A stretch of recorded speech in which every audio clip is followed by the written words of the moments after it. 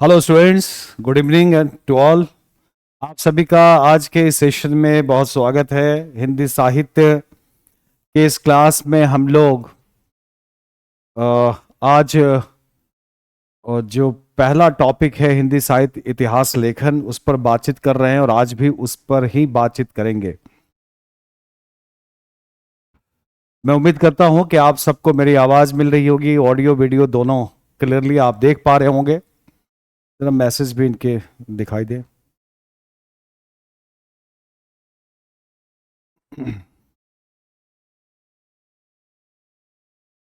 तो जल्दी से आप सभी लोग जुड़ जाएं। जो ऑनलाइन क्लास आज भी केवल ऑनलाइन है, एक्सक्लूसिव ऑनलाइन क्लास है, ऑफलाइन नहीं है आज। Yes, Rajni, Mohini, Jyoti, Rameshwar, Ramashankar, Manisha, Manish, sorry Manish Jha. Sir please, notes खुल नहीं रहा। अच्छा, Simran, Vivek Singh, Varsha, Kajal, Shivhare, yes, Shoaib, Vicky. Sir notes नहीं खुल रहा है, ऐसा क्यों हो रहा है? Yes, Rajni, welcome, Nisha, good evening. Notes नहीं खुल रहा है, ऐसा क्यों कह रहे हैं आप लोग? क्या सभी लोगों को ये समस्या आ रही है? आज हमने मॉडल आंसर भी भेज दिया है, पिछले दिनों जो हमने क्वेश्चंस दिए थे उसके मॉडल आंसर भी भेज दिया है। और साथ ही साथ हमने वो भी दे दिया है, जो माइक्रो सिलेबस था वो भी हमने आपको दे दिया है। संजना, यस। माइक्रो सिलेबस नहीं डाले हैं, डाला है सिमरन? सर्च कीजिए। ऐप आपके पास भी खुलता है? नहीं, मेरे में खुल रहा है। अच्छा विकास, हाँ तो खुल रहा होगा। सर जो आपने मेल एड्रेस दिया था वो तो गलत है। मेल एड्रेस तो गलत नहीं है अक्षय। कब तक ऑनलाइन क्लास चलेगा केजीएस यूजर? एक दो दिन और थोड़ा देख लीजिए। थोड़ी सी वहां कुछ काम चल रहा है इसलिए। मॉडल आंसर नहीं मिला है सर। मोहिनी, मिला होगा। कि आप सब लोग अलग अलग कैसे अपनी बात कहते हैं। दो चीजें हमने आज आपको भेजी है। मतलब मैं भेजता हूं, मैं खुद अपलोड नहीं करता। मैं भेज देता हूं, एडमिन की तरफ से अपलोड किया जाता है। तो एक तो हमने पिछले दिनों जितने भी क्वेश्चंस दिए हैं उनके मॉडल आंसर भेजे हैं, और दूसरे आपको हमने माइक्रो सिलेबस भेजा है। हिंदी का माइक्रो सिलेबस भेजा है, जो बहुत इंपॉर्टेंट है। ये दो चीज हमने आज अपलोड करवाया है। कोई काम नहीं चल रहा है अभी केजीएस यूजर? अच्छा, ओके। कब तक ऑनलाइन क्लास चलेगा? कुछ प्रॉब्लम है केजीएस यूजर, रुक जाइए थोड़ा। बातों को समझिए। थोड़ी सी कुछ उसमें समस्या आ रही है। मॉडल आंसर नहीं आया है सर, नहीं मिला अभी तक। नहीं सर, कुछ नया अपलोड नहीं हुआ है विकास। अच्छा, मैं अभी मैसेज कर देता हूं अगर अपलोड नहीं हुआ है तो।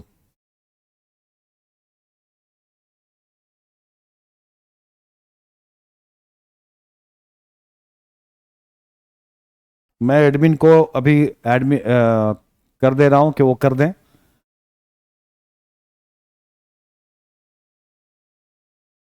अभी हो जाएगा अगर नहीं हुआ हो तो, लेकिन हो चुका होगा।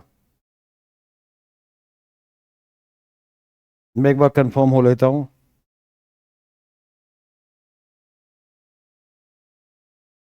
मॉडल आंसर किस पे अपलोड किया है सर? मॉडल आंसर जो हमारा, जो हम लोगों का ऐप है उस पर ही हुआ होगा। जो ऐप है उस पर ही हुआ होगा मॉडल आंसर।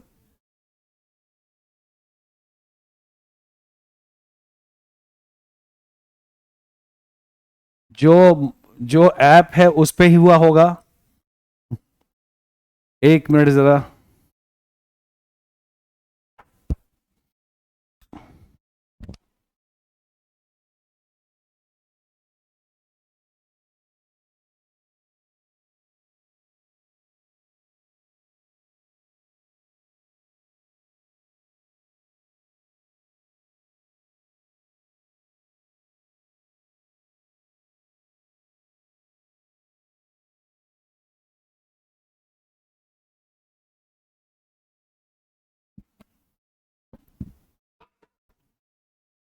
Yes sir.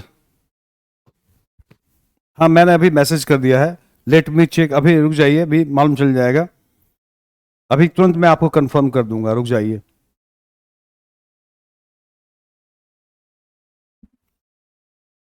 हो गया है सर, अर्चना कह रही है हो गया है। सर मेरी स्पीड ठीक है बट हैंडराइटिंग थोड़े सही नहीं है क्या Ram Kishore? Only announcement announcement पर एक ईमेल आईडी आई है और कुछ भी नहीं आया है सर, हम आंसर्स कहाँ चेक करें? काजल, एक तो अर्चना कह रही है कि हो गया है, तो एक बार जरा ओपन करके देखिएगा। मैं अभी कंफर्म भी कर दे रहा हूं, मैंने मैसेज कर दिया है। दूसरी बात जो है, वो जहां आपको आंसर्स भेजने हैं, अपनी कॉपी भेजनी है आपको, उसके आंसर्स भेजने के लिए ईमेल आईडी है। मैंने कल भी कहा था, पता नहीं क्यों आपका उसमें प्रॉब्लम आ रही है। उसकी ईमेल आईडी है KGS हिंदी लिटरेचर,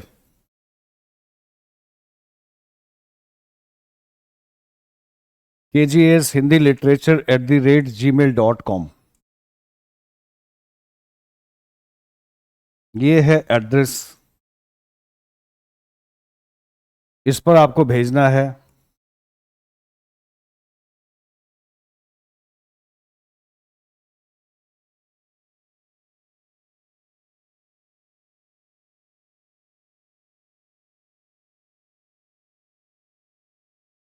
ठीक है, तो इस पर भेजिए आप सब लोग, आइडिया लग जाएगा।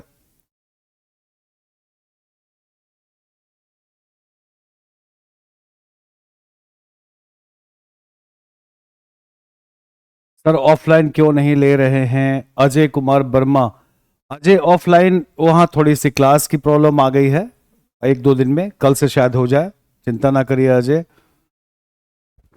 माही शुक्ला, अजय कुमार वर्मा। क्लास में जैसे बिजली सी दौड़ गई सर को देखकर, नींद आंखों से छूट गई, छोड़ गई। जो कर रहे थे मोबाइल में स्क्रॉल। अच्छा, सीरियस हो गया, वरना हम तो ब्रेक टाइम में ही खोगा। अच्छा सर जी, बुक का नाम लिखना है, उसका नंबर नहीं मिला, थोड़ा पैनल पर लिख दीजिए। Sir please start now. Yes Ram Kishor. Book वाले का मैं नंबर अभी मैंने मंगवाया, रुक जाइए अभी। वो जो एक नंबर एक दूसरे बुक स्टोर का था, उसने कहा कि सर अभी मेरे पास स्टॉक नहीं है, तो मैंने दूसरे का मंगवाया है, रुक जाइए। हम लोग कल कहाँ थे लास्ट, जरा मुझे बताइए। कल हम लोग लास्ट कहाँ बातचीत कर रहे थे? अनुपम, लास्ट टॉपिक हमने कल कहा क्या किया था? हिंदी साहित्य इतिहास लेखन में अंतिम टॉपिक हम लोगों ने क्या किया था? शायद हमने किया था सर्वश्रेष्ठ ग्रंथ कौन और क्यों, ये किया था शायद। सर उस मेल पर आंसर अपलोड नहीं हो रहा है, और जिस लिंक पर आंसर अपलोड किए थे वो अभी तक चेक होकर नहीं आया। अच्छा, जिस पे किया है अपलोड और चेक होकर नहीं आया है, आ जाएगा, फिर वहीं करिए जहां आपने किया है। अच्छा, काल विभाजन का नामकरण और नामकरण किया है। अच्छा, काल विभाजन और नामकरण, ठीक है। ठीक है, समस्या और समाधान। कल फॉर्मेट तो करा दिया था ना, काल विभाजन नामकरण का फॉर्मेट करा दिया था। हर्षा, हर्ष झा, यस। आज इसमें एक टॉपिक एक ये भी है कि इसकी फॉर्मेट हमने शायद करा दी थी, आचार्य शुक्ल के बारे में बता रहे थे। काल विभाजन नामकरण, उसका फॉर्मेट करा दिया था, यस यस। एक टॉपिक बनता है कि हिंदी साहित्य इतिहास लेखन की परंपरा में सर्वश्रेष्ठ इतिहास ग्रंथ कौन और क्यों, ये शायद करवाया है कि नहीं, पता नहीं।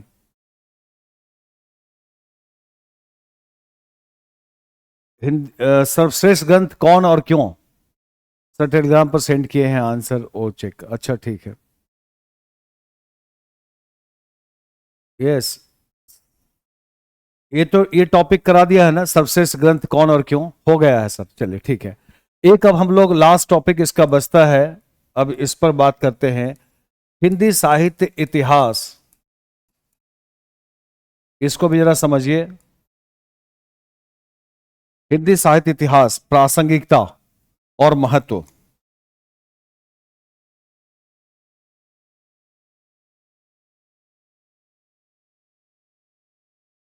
हिंदी साहित्य इतिहास की प्रासंगिकता और महत्व।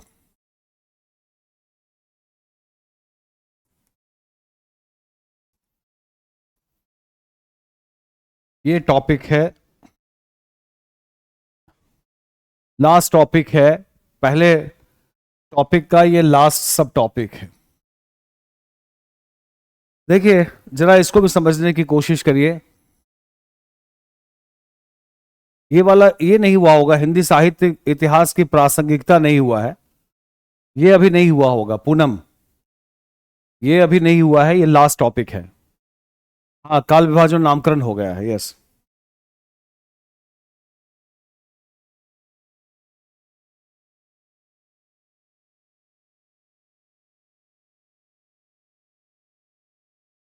तो जरा इस पर ध्यान दीजिए सब लोग। देखिए हिंदी साहित्य का इतिहास क्यों पढ़ा जाना चाहिए, प्रासंगिकता का मतलब क्या होता है, प्रासंगिकता का मतलब है इसकी उपयोगिता क्या है, और महत्व का मतलब तो आप समझते हैं कि उसमें क्या मूल्य है, क्यों महत्वपूर्ण, क्यों उपयोगी है, महत्व का भी मतलब ये उपयोगी से ही है। तो हिंदी साहित्य का इतिहास क्यों पढ़ा जाना चाहिए, सवाल में यह है कि हिंदी साहित्य का इतिहास क्यों पढ़ा जाना चाहिए, इसकी उपयोगिता क्या है। ठीक है, यस अभिराव, ये नहीं हुआ है, साजिद, यस। तो इसको भी आप ठीक ढंग से समझिए। हिंदी साहित्य का इतिहास जो अब तक हम लोग चर्चा करते आ रहे हैं, सर पेपर 1 2 की इंपॉर्टेंट ऑल बुक्स ऑनलाइन कैसे और कहां से।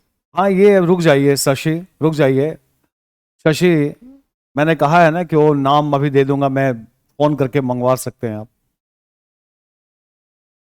थोड़ा थोड़ा टाइम दीजिए, अभी मैंने कहा है।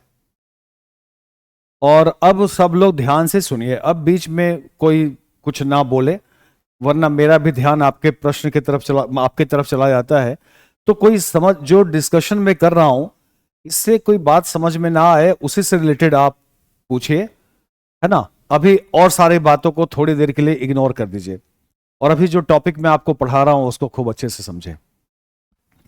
हिंदी के जितने भी टॉपिक हैं अगर आप गौर से सुनेंगे तो एग्जाम में लिख लेंगे, कोई इसमें सिद्धांत या कोई बहुत ज्यादा इसमें फैक्ट्स वगैरह नहीं है।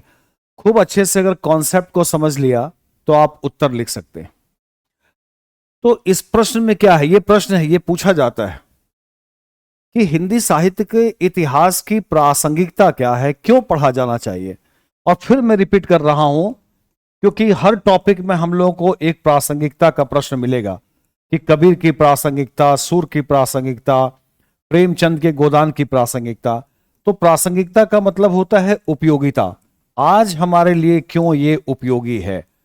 प्रासंगिकता का मतलब है उपयोगिता, और उपयोगी का मतलब है कि जो हमारा समय है अभी का, हमारे समय और समाज के मुद्दों से ये टकराता है कि नहीं, के मुद्दों से इसका संबंध है कि नहीं, उसी को प्रासंगिकता कहते हैं, है ना। यानी कि जो हमारा समय और समाज है उसके जो मुद्दे हैं, आज के मुद्दे, उससे किसी चीज का अगर संबंध है तो उपयोगी है, प्रासंगिक है, अन्यथा प्रासंगिक नहीं है।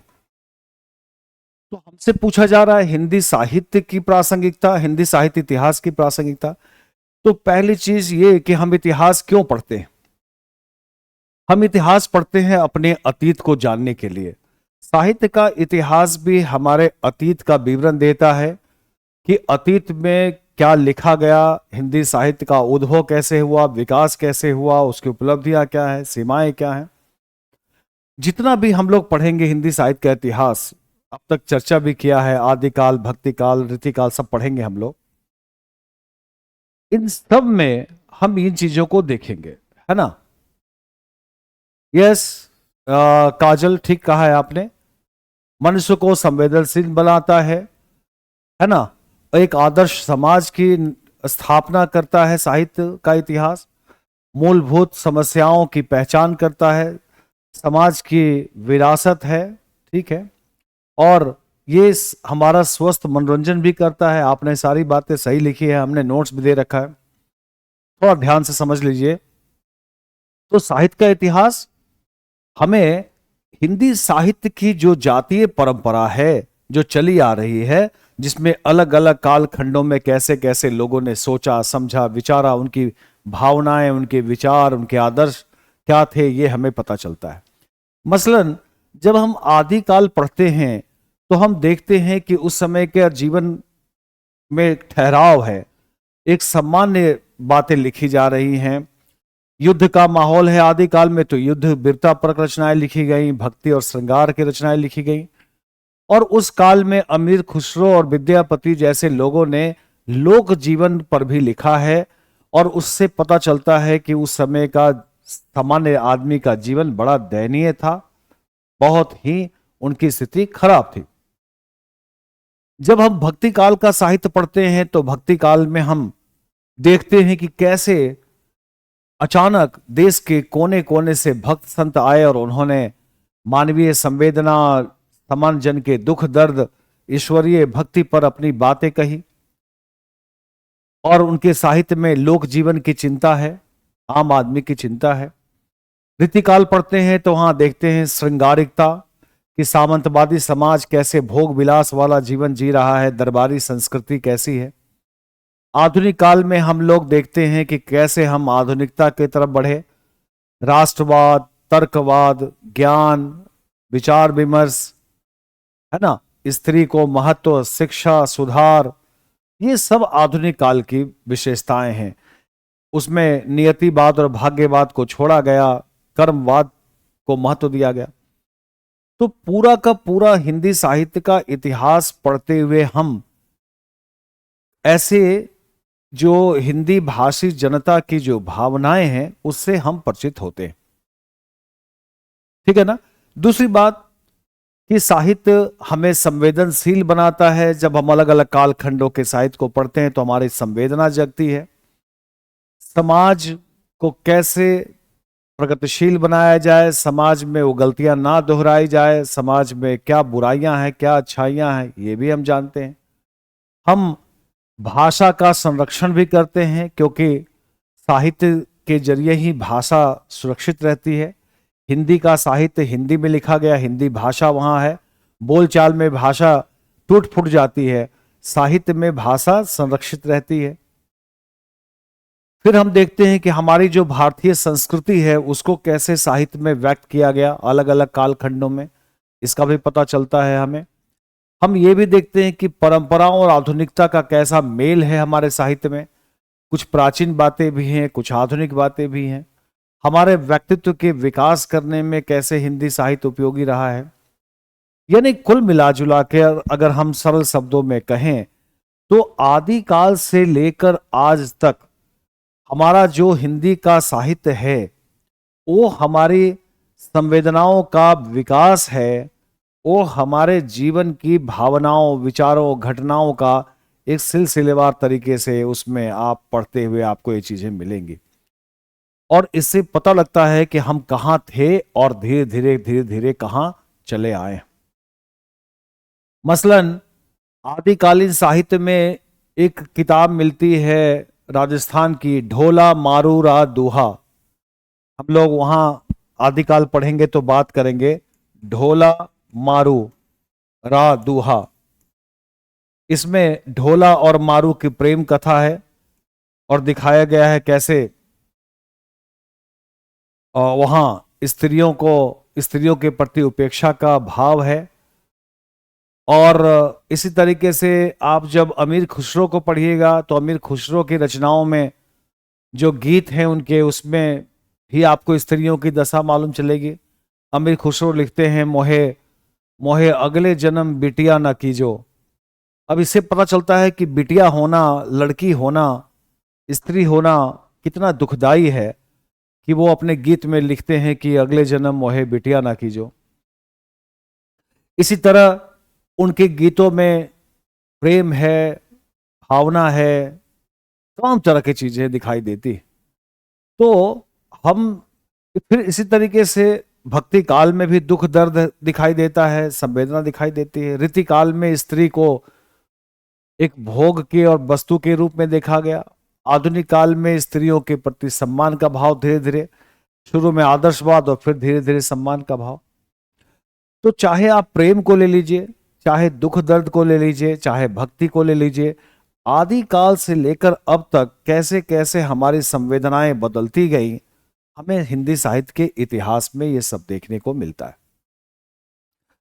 ठीक वैसे ही जैसे भारत के इतिहास में हम हड़प्पा सभ्यता या उसके पहले पाषाण युग से लेकर आधुनिक युग की जीवन के परिवर्तन को देखते हैं, वैसे ही हमारे हिंदी साहित्य के इतिहास में हम तथ्यात्मक और बाहरी विवरण नहीं, बल्कि जीवन के आंतरिक भावों के उतार चढ़ाव और उसमें परिवर्तन को देखते हैं।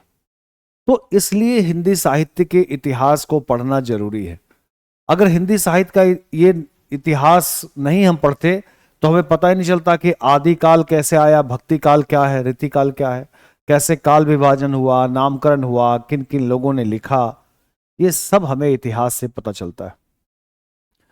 कुल मिला के सरल भाषा में मैं कहूं तो जैसे देश का इतिहास देश का विवरण देता है, वैसे साहित्य का इतिहास हमारे जीवन और संवेदनाओं का विवरण देता है, जिससे हम अपनी जो हिंदी जाति की परंपरा है उससे परिचित होते हैं। और इसलिए हिंदी साहित्य का इतिहास पढ़ना जरूरी है। उसमें हमारे दुख दर्द हैं, भावनाएं हैं, विचार हैं, अलग अलग कालखंडों की समस्याएं हैं, और इसलिए हमें साहित्य का इतिहास पढ़ना जरूरी है। क्लियर है? अब इसकी फॉर्मेट कैसे करेंगे देखिए जरा। इसकी फॉर्मेट करने के लिए क्या करना होगा?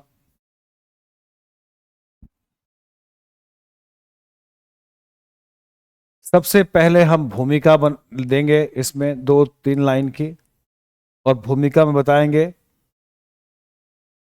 कि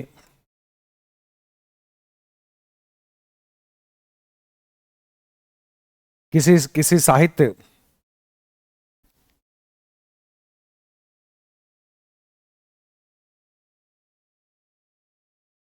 किसी साहित्य का इतिहास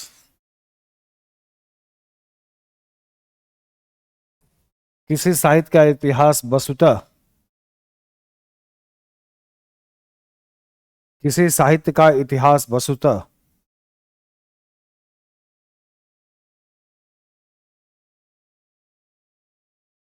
उस साहित्य के उद्भव, विकास, उपलब्धियां व सीमाओं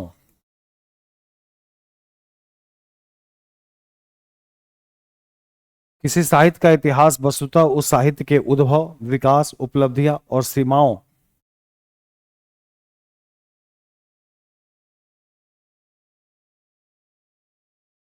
का आलोचनात्मक मूल्यांकन है। आज आलोचनात्मक मूल्यांकन है।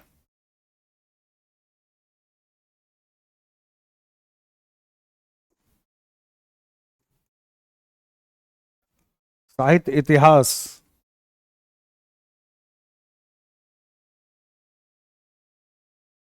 साहित्य इतिहास यानी साहित्य का इतिहास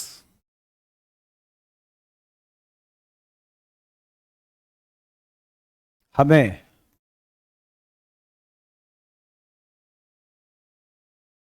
मानवीय संवेदनाओं में परिवर्तन,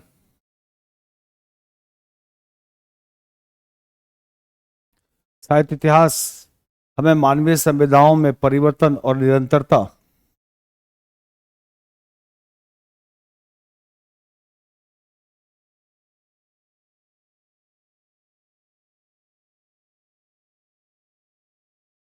साहित्य इतिहास हमें मानवीय संवेदनाओं में परिवर्तन और निरंतरता से परिचित कराता है।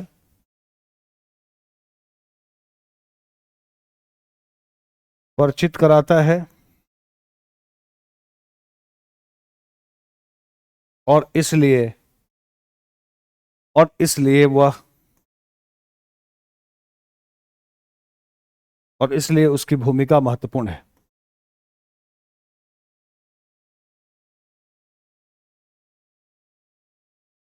और इसलिए उसकी भूमिका महत्वपूर्ण है। एक ढंग से पूरा आंसर ही हो जाएगा। मैं संक्षेप में लिखा रहा हूं, लेकिन पूरा आंसर ही हो जाएगा, इतना ही भूमिका में लिखना भी है। इस साहित्य का इतिहास वस्तुतः उस साहित्य के उद्भव, विकास, उपलब्धियां और सीमाओं का आलोचनात्मक मूल्यांकन है। साहित्य इतिहास हमें मानवीय संवेदनाओं में परिवर्तन और निरंतरता से परिचित कराता है और इसलिए उसकी भूमिका महत्वपूर्ण है। संवेदना क्या है, माही शुक्ला ने पूछा है, संवेदना क्या है। सही बात है, आपने ठीक पूछा है।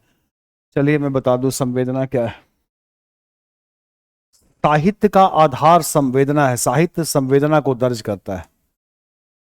संवेदना शब्द बना है सम योग वेदना।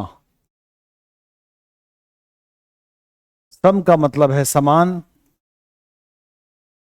और वेदना से आसे है, वेदना से आदे है, आसे है दुख दर्द।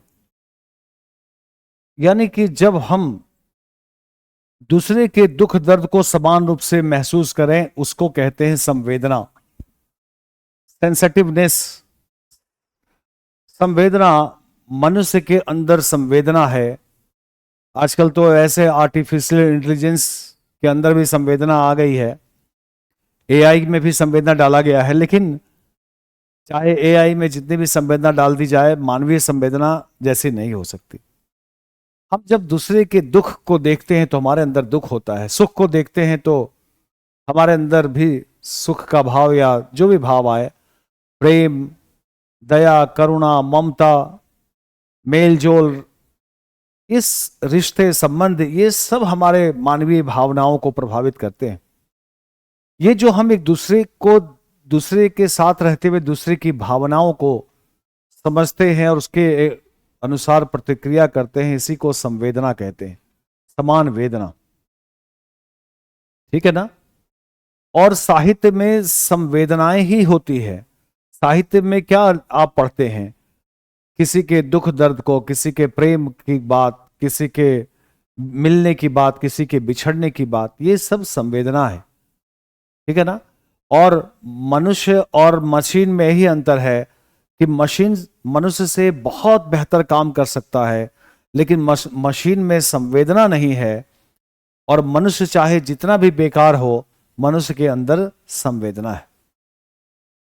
मनुष्य को दूसरे का दुख देखकर दुख होता है, दूसरे की स्थिति देखकर प्रतिक्रिया होती है। तो यही संवेदना है माही। ठीक है ना। साहित्य संवेदनाओं का ही खेल है। अब आ जाइए मुख्य भाग पे, और मुख्य भाग में हम बता देंगे कारण, प्रासंगिकता के क्या कारण हैं, हिंदी साहित्य की प्रासंगिकता के कारण।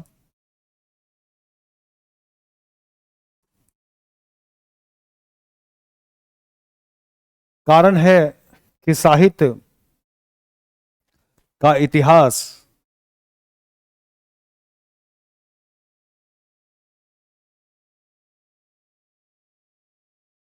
साहित्य के उद्भव और विकास से परिचय,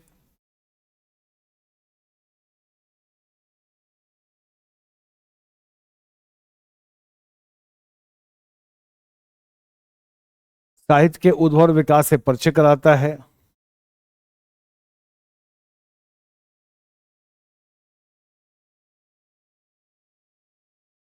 मानवीय संवेदना या मानवीय संवेदनाओं का जीवंत दस्तावेज है ये।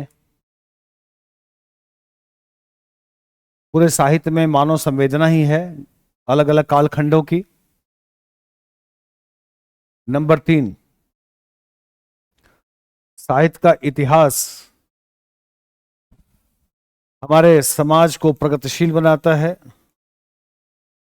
या ऐसे कर लीजिए सामाजिक सांस्कृतिक मूल्यों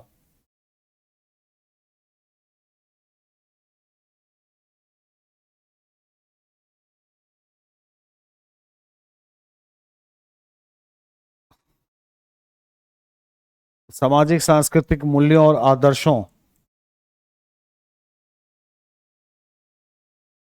का वाहक है, ये लेकर चलता है। सामाजिक सांस्कृतिक मूल्यों और आदर्शों का वाहक है इतिहास।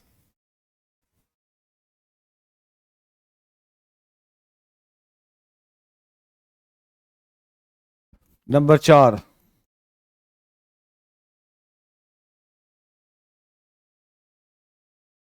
हिंदी भाषा का संरक्षण करता है साहित्य का इतिहास, भाषा को बचा के रखता है।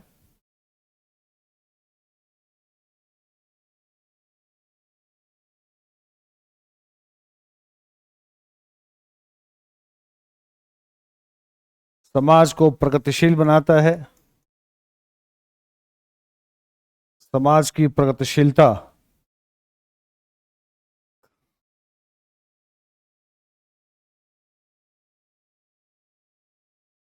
को समृद्ध करना, समाज की प्रगतिशीलता को समृद्ध बनाता है साहित्य का इतिहास।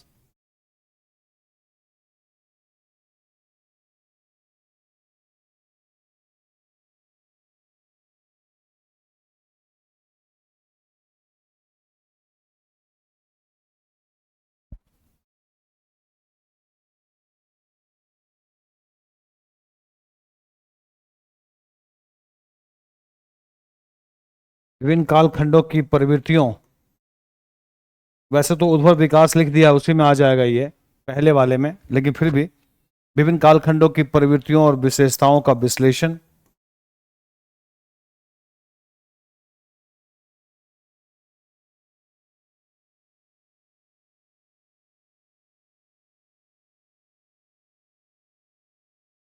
विभिन्न कालखंडों की प्रवृत्तियों और विशेषताओं का विश्लेषण,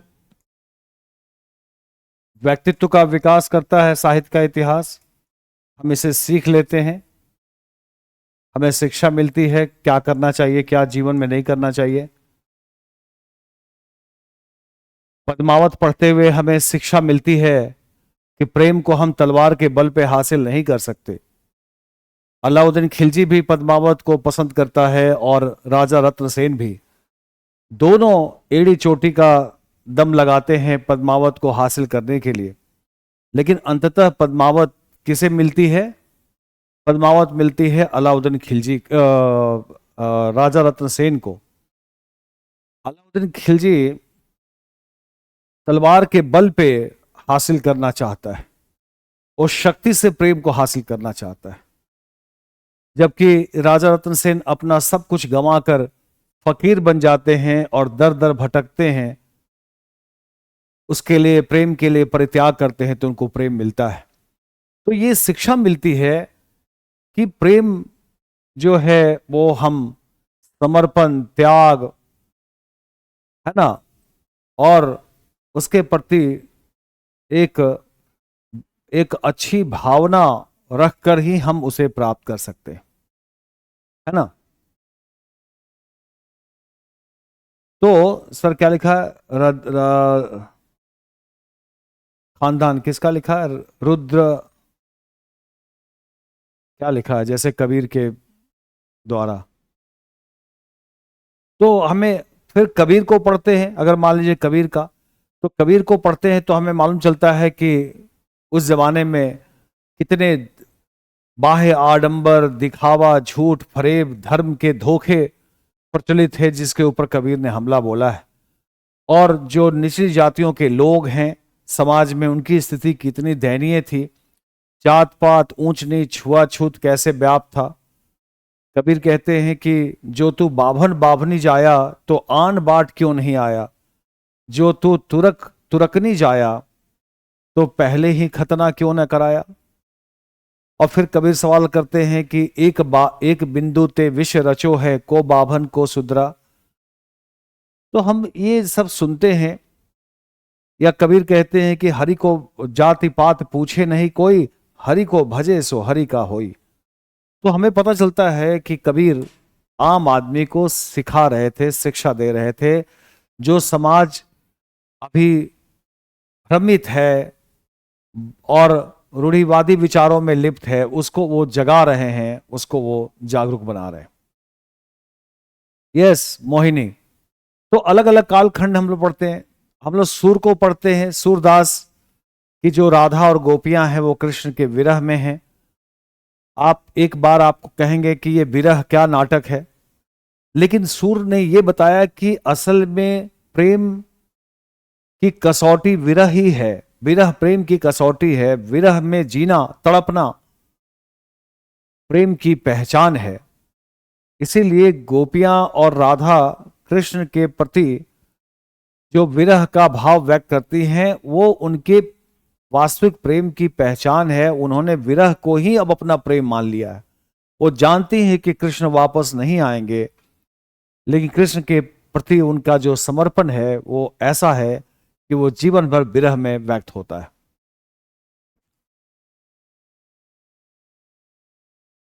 ठीक है ना?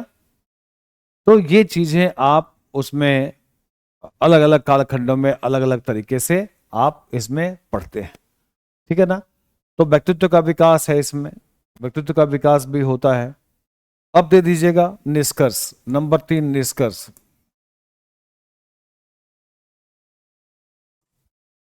साहित्य का इतिहास,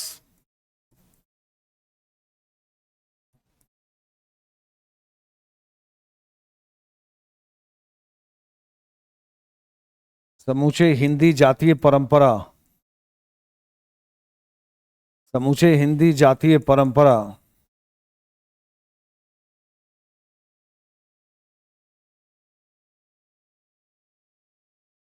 साहित्य का इतिहास, समूची हिंदी जातीय परंपरा का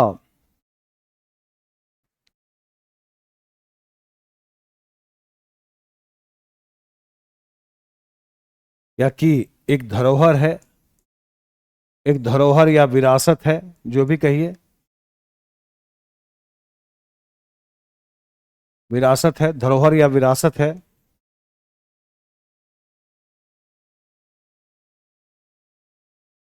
समूचे हिंदी जातीय परंपरा की एक धरोहर या विरासत है जो हमें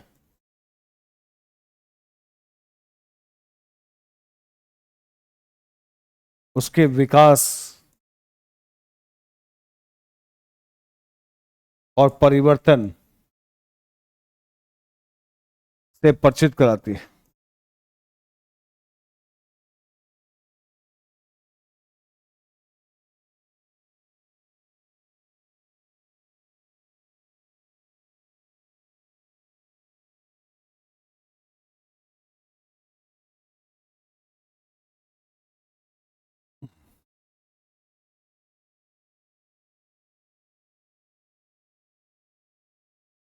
हिंदी भाषा और उसके साहित्य,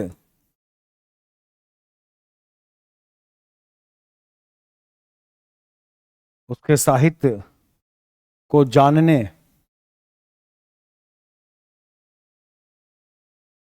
जानने की दृष्टि से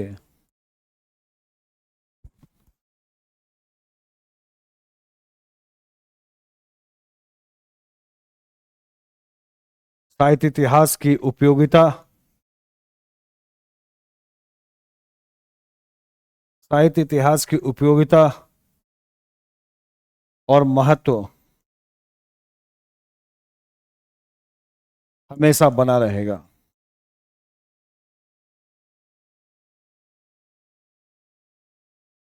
हमेशा बना रहेगा।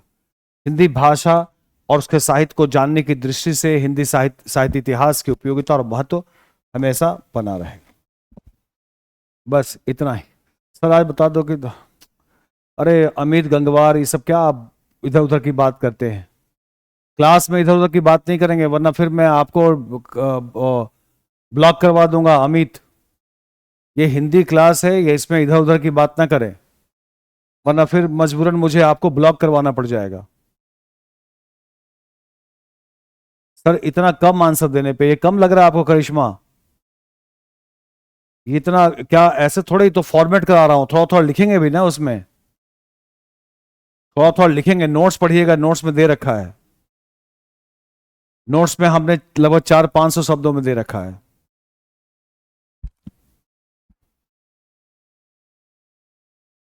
अब बीच में इधर उधर की कोई बात ना करें। क्लास में जब लास्ट में मैं आपको टाइम दूंगा तब बोलिएगा, अभी इधर उधर की कोई बातचीत नहीं, अभी केवल टॉपिक की बातचीत।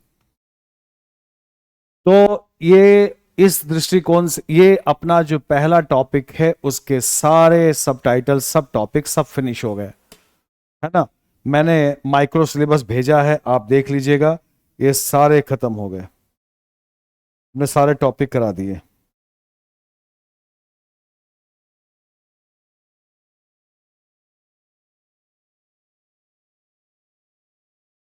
ठीक है ना।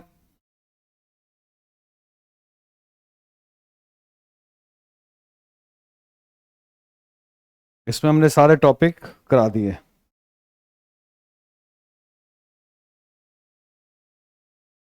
हिंदी साहित्य इतिहास लेखन की परंपरा, प्रासंगिकता, महत्व, हिंदी साहित्य का काल विभाजन, नामकरण, इतिहास लेखन की परंपरा, प्रमुख इतिहासकारों की इतिहास दृष्टि, सर्वश्रेष्ठ ग्रंथ का विवाद। हाँ, हिंदी साहित्य का इतिहास का पुनर्लेखन ये बच गया है, इसको फिर से जरा देखिए। पुनर्लेखन का प्रश्न, हिंदी साहित्य की प्रासंगिकता, महत्व, वैज्ञानिक और तकनीकी युग में हिंदी की स्थिति और भूमंडलीकरण और हिंदी साहित्य। चले एक दो टॉपिक रह गया, मैं बता दूं। हिंदी साहित्य के इतिहास ग्रंथ का, हिंदी साहित्य के इतिहास का पुनर्लेखन एक टॉपिक ये भी है। ठीक है, दूसरा टॉपिक देखिए। एक एक टॉपिक ये पूछा जाता है कि हिंदी साहित्य इतिहास, साहित्य का इतिहास को हम लोग शॉर्ट में साहित्य इतिहास लिखते हैं। हिंदी साहित्य इतिहास का पुनर्लेखन या के पुनर्लेखन की आवश्यकता।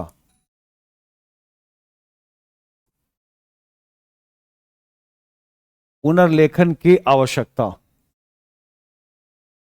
एक ये भी सवाल पूछा जाता है।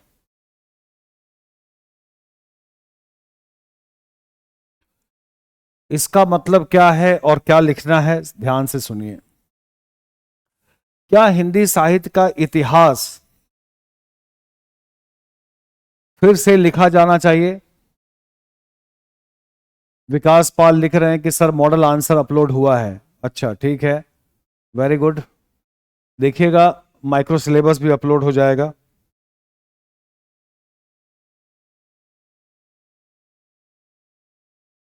तो हिंदी साहित्य के इतिहास का पुनर्लेखन होना चाहिए या जो लिख दिया गया है बस उसी को मान के चलना चाहिए? एक प्रश्न ये बनता है कि क्या इसकी आवश्यकता है। तो ध्यान से इस बात को समझिए कि इतिहास लेखन की प्रक्रिया सतत चलने वाली प्रक्रिया है। इतिहास लेखन जो है वो हमेशा चलता रहता है, वो कोई उसमें ठहराव नहीं होता है ना। और उसकी वजह क्या है? उसकी वजह है कि साहित्य का इतिहास हमारे हमारे समाज की सांस्कृतिक और साहित्यिक धरोहर है। उसको अपडेट अपडेट करने की जरूरत रहती है, हमेशा उसमें नए नई चीजें जुड़ती हैं। तो साहित्य के इतिहास को भी हमें अपडेट करने की जरूरत पड़ती है, ठीक है ना। तो इसलिए इतिहास तो लिखा ही जाना चाहिए। फिर उसके कई आधार हैं। मसलन एक तो पहला आधार यह है कि साहित्य में जो नया नया चीजें, जो नई चीजें आई हैं बाद में, उसको उसमें शामिल किया जाए। मान लीजिए कि इतिहास को देखने की दृष्टि बदली है या कोई नई दृष्टि आई है। जैसे मान लीजिए कि आज के जमाने में हम लोग भूमंडलीकरण के नजरिए से सब चीजों को देख रहे हैं। भूमंडलीकरण के नजरिए से आजकल एक शब्द और चल रहा है, स्त्री विमर्श, है ना। आजकल स्त्री विमर्श पर ज्यादा ध्यान दिया जा रहा है कि स्त्री के दृष्टिकोण से। आजकल दलित विमर्श पर, दलित विमर्श का भी बहुत एक बोलबाला है, चलन है। तो अगर इस दृष्टिकोण से साहित्य का इतिहास देखना हो तो हम लोग ये काम पुनर्लेखन के जरिए कर सकते हैं। इसी तरीके से मान लीजिए कि अगर कोई हिस्टोरिकल फैक्ट्स चेंज हुए हैं, जैसे कबीर का जन्म कब हुआ पता नहीं चलता एग्जैक्ट, सूरदास का जन्म मृत्यु, तो कोई नया फैक्ट्स आया है उसको अपडेट करने के लिए भी इतिहास लेखन की जरूरत है। इसी तरीके से इतिहास की किताब को ज्यादा समावेशी बनाने के लिए भी इतिहास का पुनर्लेखन हो जाना चाहिए। समावेशी कहने का मतलब ये कि अगर मान लीजिए कि हिंदी की कई बोलियां हैं, उनका कोई लिटरेचर मिला है, कोई नए कवि की रचना मिली है, अलग अलग तरह की रचनाएं मिली हैं, तो उनको भी शामिल करने के लिए समावेशी यानी कि ज्यादा से ज्यादा लिटरेचर और दायरे को शामिल करना, परंपराओं और आधुनिकता को शामिल करना। पहले इतिहास को परंपरावादी दृष्टिकोण से देखा गया कि साहित्य के इतिहास में भावना है कि नहीं, रस, छंद, अलंकार। लेकिन आजकल जो मूल्यांकन हो रहा है उसमें राजनीतिक, सामाजिक, आर्थिक, मनोवैज्ञानिक ऐसे विश्लेषण हो रहा है। तो परंपरा का कितना निर्वाह हुआ है और आधुनिक तत्व उसमें है कि नहीं, इसको भी देखने के लिए किया जा सकता है। कुल मिलाकर कहने का मतलब यह है कि साहित्य का इतिहास का पुनर्लेखन होना चाहिए, उसके आधार हैं, इसमें कोई गलती नहीं है, कोई अनुचित नहीं है। लेकिन एक बात का ध्यान रहे कि साहित्य के इतिहास के पुनर्लेखन में जो तथ्य, जो बातें स्थापित हो चुकी हैं, उसमें कोई छेड़छाड़ ना किया जाए।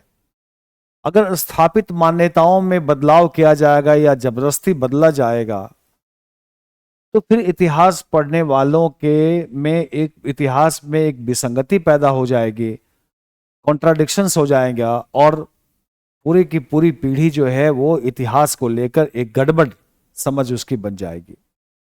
अब मान लीजिए कि कबीर निर्गुणवादी हैं और मैं एक नया इतिहास लिखूं हिंदी साहित्य का, उसमें लिख दूं कि कबीर सगुणवादी हैं, तो कितनी विसंगति पैदा हो जाएगी। कई पीढ़ियां और सारे लोग पढ़ते हुए, लिटरेचर को देखते हुए कबीर के, सब लोगों ने ये स्थापित सत्य है कि कबीर निर्गुणपंथी थे, निर्गुणवादी संत थे, और हम उनको अपने इतिहास ग्रंथ में सगुण बता दें तो कितना गड़बड़ हो जाए। तो इसलिए जो तथ्य और बातें अब स्टैब्लिश हो चुकी हैं उसमें कोई चेंजेस ना किया जाए, बल्कि नए तथ्यों को शामिल करने के लिए, अपडेट करने के लिए, नए इतिहास दृष्टि से इतिहास को देखने के लिए इतिहास के पुनर्लेखन की आवश्यकता है और हमेशा बनी रहेगी। ठीक है ना? तो इसलिए इस टॉपिक में हम लोग इस पक्ष में अपनी बात कहेंगे कि यस, इतिहास का पुनर्लेखन होना चाहिए। कैसे लिखेंगे जरा देखिए, इसकी भी एक फॉर्मेट करा दूं मैं।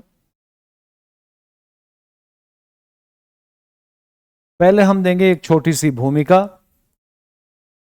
और भूमिका में देंगे कि इतिहास लेखन, इतिहास लेखन एक सतत यानी कंटिन्यू, एक सतत चलने वाली प्रक्रिया है, एक सतत चलने वाली प्रक्रिया। इतिहास लेखन एक सतत चलने वाली प्रक्रिया।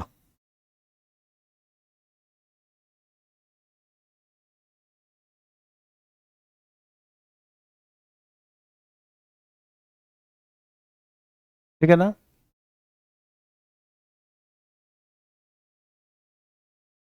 बदलते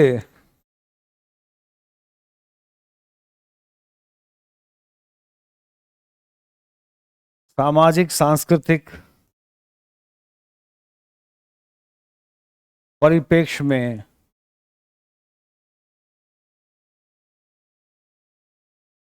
बदलते सामाजिक सामाजिक सांस्कृतिक परिप्रेक्ष्य, बदलते सामाजिक सांस्कृतिक परिप्रेक्ष्य, नए शोधों, नए शोधों अथवा खोज, जो नए खोज हुए हैं, नए शोधों अथवा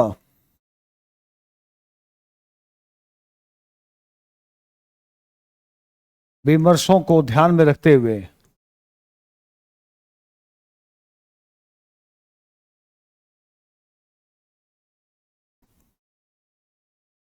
अथवा विमर्शों को ध्यान में रखते हुए पुनर्लेखन की आवश्यकता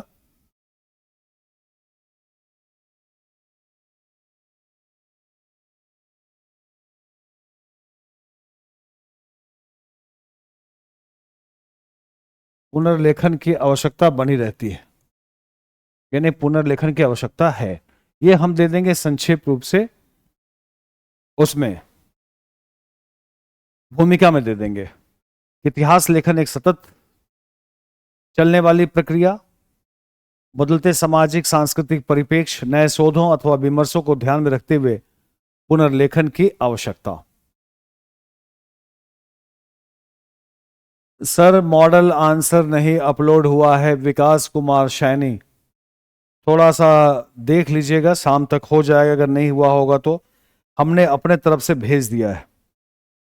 मेरी भूमिका आपके लिए नोट्स भेजने की है, अपलोड करने की एडमिन की है, तो एडमिन ने कर दिया होगा, नहीं किया होगा तो शाम तक हो जाएगा।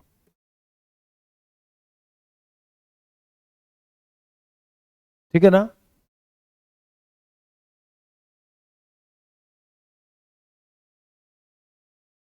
तो अब ये कर देंगे भूमिका, अब दे देंगे दूसरा मुख्य भाग, और मुख्य भाग में लिखेंगे पुनर्लेखन के आधार, किस आधार पर पुनर्लेखन जरूरी है। पुनर्लेखन के आधार, पहला, इतिहास को अपडेट करने के लिए, यानी कि अद्यतन बनाने के लिए। इतिहास को अद्यतन बनाने हेतु इतिहास लेखन जरूरी है, पहला पॉइंट।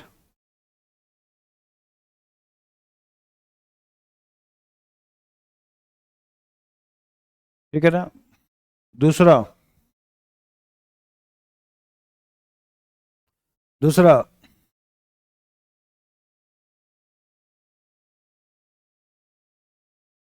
इतिहास दृष्टि में परिवर्तन अथवा कोई नई विचारधारा आई हो। इतिहास दृष्टि में परिवर्तन अथवा कोई नई विचारधारा,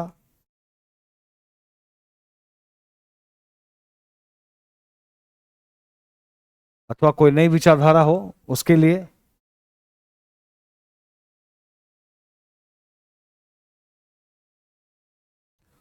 त्रुटियों में सुधार के लिए,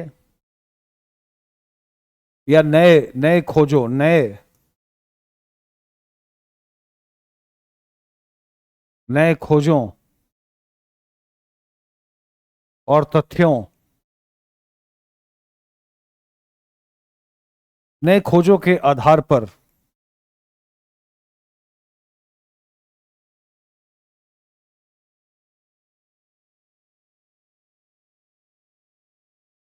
सुधार करने हेतु।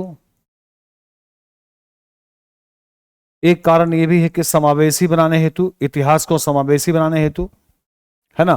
समावेशी ने कि ज्यादा ज्यादा चीजों को उसमें शामिल कर दे हम उसमें।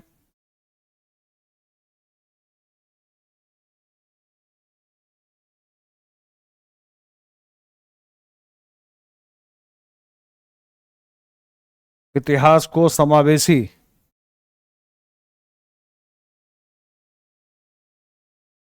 बनाने हेतु, समावेशी यानी कि उसमें नए नए तथ्यों को जोड़ना। पारंपरिक इतिहास लेखन में ज्यादातर उच्च वर्ग और पुरुष रचनाकारों को महत्व मिला है। दलित, आदिवासी, स्त्री और हाशिए पर रहने वाले लोगों को इसमें शामिल किया जाए तो ज्यादा समावेशी होगा। ठीक है ना? या कोई नया दृष्टिकोण आया हो, कोई उसके स्वरूप में परिवर्तन हुआ हो, विविधता दिखानी हो।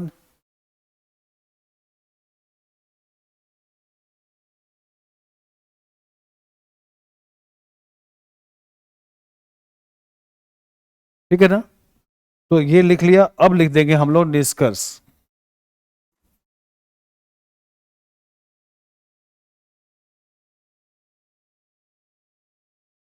है ना?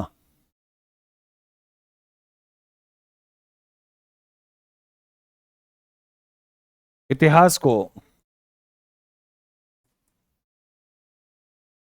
इतिहास लेखन को,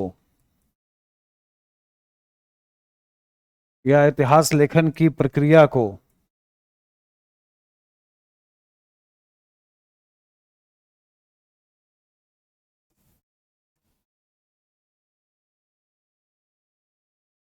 परंपरा के साथ आधुनिकता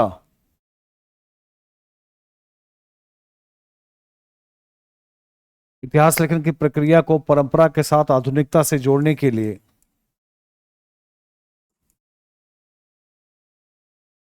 आधुनिकता से जोड़ने हेतु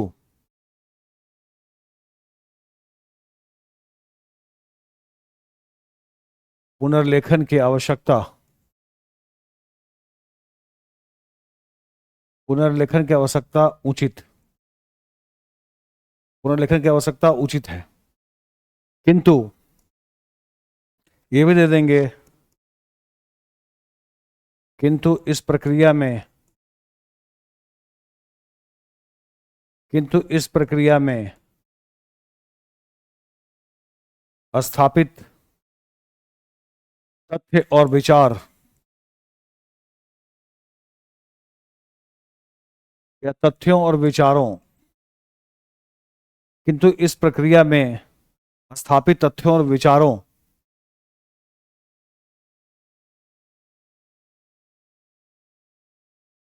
में कोई बदलाव ना हो, क्योंकि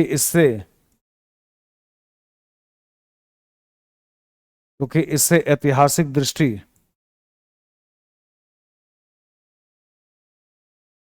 क्योंकि इससे ऐतिहासिक दृष्टि में विसंगति आएगी।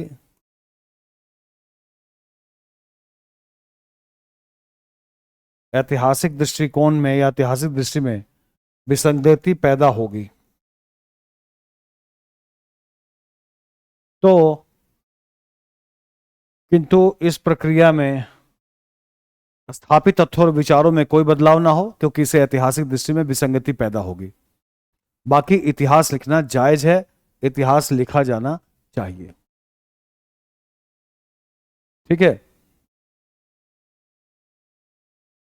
इसे वर्तमान और भविष्य की पीढ़ियों को भी साहित्य की व्यापक समझ बनेगी, उसकी प्रासंगिकता सिद्ध होगी, उसकी उपयोगिता समझने में लाभ मिलेगा लोगों को। इसलिए ये जरूरी है कि इतिहास का पुनर्लेखन होता रहे।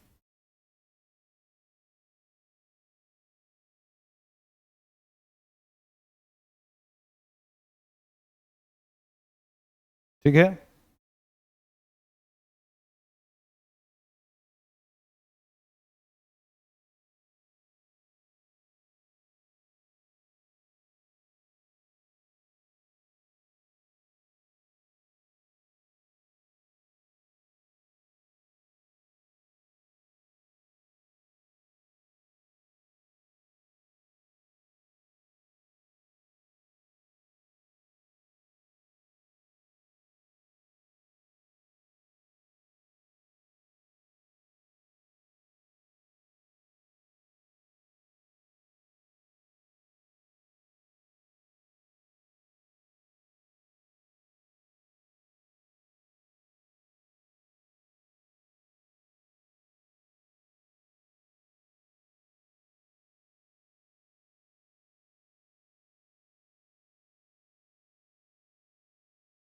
नोट कर लिया।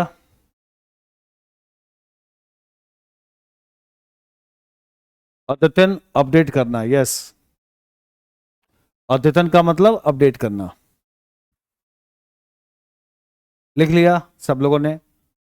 तो ये एक टॉपिक इसका था। अब एक टॉपिक इसमें ये भी जोड़ सकते हैं आप इसमें, एक कि आज के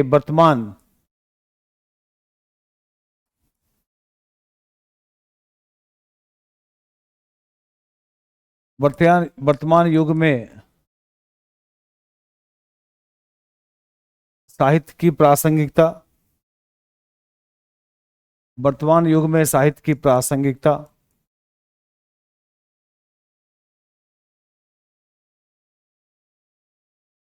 एक ये भी टॉपिक बन सकता है। तो वर्तमान युग कैसा है आज का, वर्तमान युग कैसा है, वर्तमान युग कैसा है, विज्ञान और तकनीकी युग है, विज्ञान और तकनीक का युग, विज्ञान और तकनीक का युग। और भौतिकवादी युग, भौतिकवादी युग। विज्ञान और तकनीकी और भौतिकवादी युग में क्या हुआ है? संवेदनाओं का ह्रास हुआ है, आदमी मशीन बन गया है, संवेदनहीनता की स्थिति है आज। मानव क्या हो गया है? मानव मशीन बन गया है, मानव मशीन बन चुका है।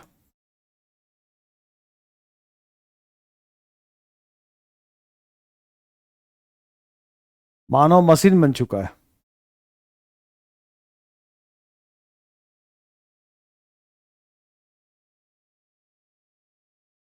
ना?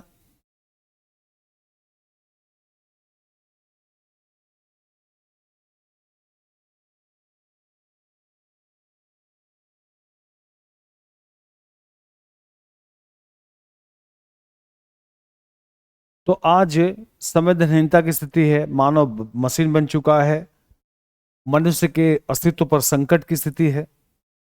इसके ये सब दुष्परिणाम है।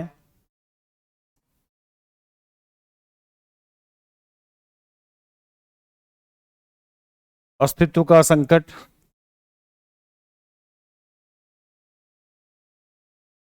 जिंदगी जिए जा रहे हैं, है जिंदगी तुझ पे एहसान किए जा रहे हैं, जीवन के प्रति कोई लगाव नहीं, एक असंगत जीवन है, व्यर्थता बोध, असंगतता बढ़ गया है, असंगत जीवन, असंगत जीवन, व्यर्थता, व्यर्थता, व्यर्थता, व्यर्थता बोध। आज के जीवन में व्यर्थता बोध बढ़ गया है, व्यर्थता, व्यर्थता बोध। लोगों को जीवन से कोई लगाव नहीं है। तो वर्तमान युग ऐसा है ना? नंबर वन, वर्तमान युग ऐसा है। साहित्य क्या करता है? साहित्य की भूमिका क्या करता है?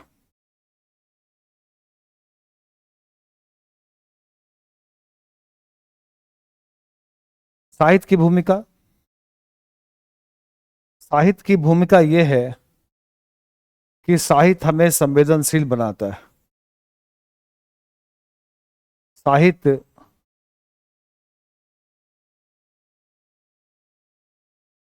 मानवीय संवेदना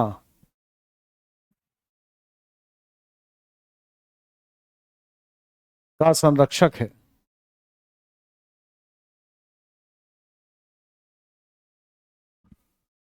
साहित्य हमें आदिकाल से लेकर आज तक का साहित्य पढ़िए तो साहित्य हमें संवेदनशील बनाता है। यस, उपभोक्तावादी संस्कृति, काजल, आज हम सब लोग भागे भागे जा रहे हैं, इतनी बेचैनी है, इतनी भागदौड़ है, और दुखद स्थिति यह है कि जाना कहां है पता नहीं। हम सब भागे जा रहे हैं। मैं आज पहली क्लास में चर्चा कर रहा था कि जब मैं आता हूं रोड से अपने घर से ऑफिस के लिए, तो मैं देखता हूं रास्ते में ऊपर से मेट्रो जा रही है, नीचे से फ्लाईओवर, इधर से सड़कें, उधर से सड़कें, और तेजी से लोग भाग रहे हैं, सब 100 की स्पीड में, मेट्रो स्पीड में, नीचे गाड़ियां स्पीड में। तो मैं अक्सर इस बात को नोटिस करता हूं कि कितनी जीवन में कितनी अजीबोगरीब भागदौड़ सी स्थिति है।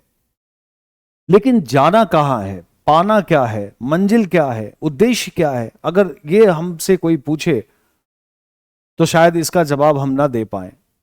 एक अजीब सी कोलाहल है, एक शोर है ना? और एक संवेदना जो है वो कहीं दब गई है। कोई मर रहा है, कोई गिर रहा है, कोई घायल हो गया, कोई दुखी है, कोई परेशान है, हम किसी के बारे में कुछ भी नहीं सोचते, केवल और केवल अपने जीवन और अपने में हम देखते हैं।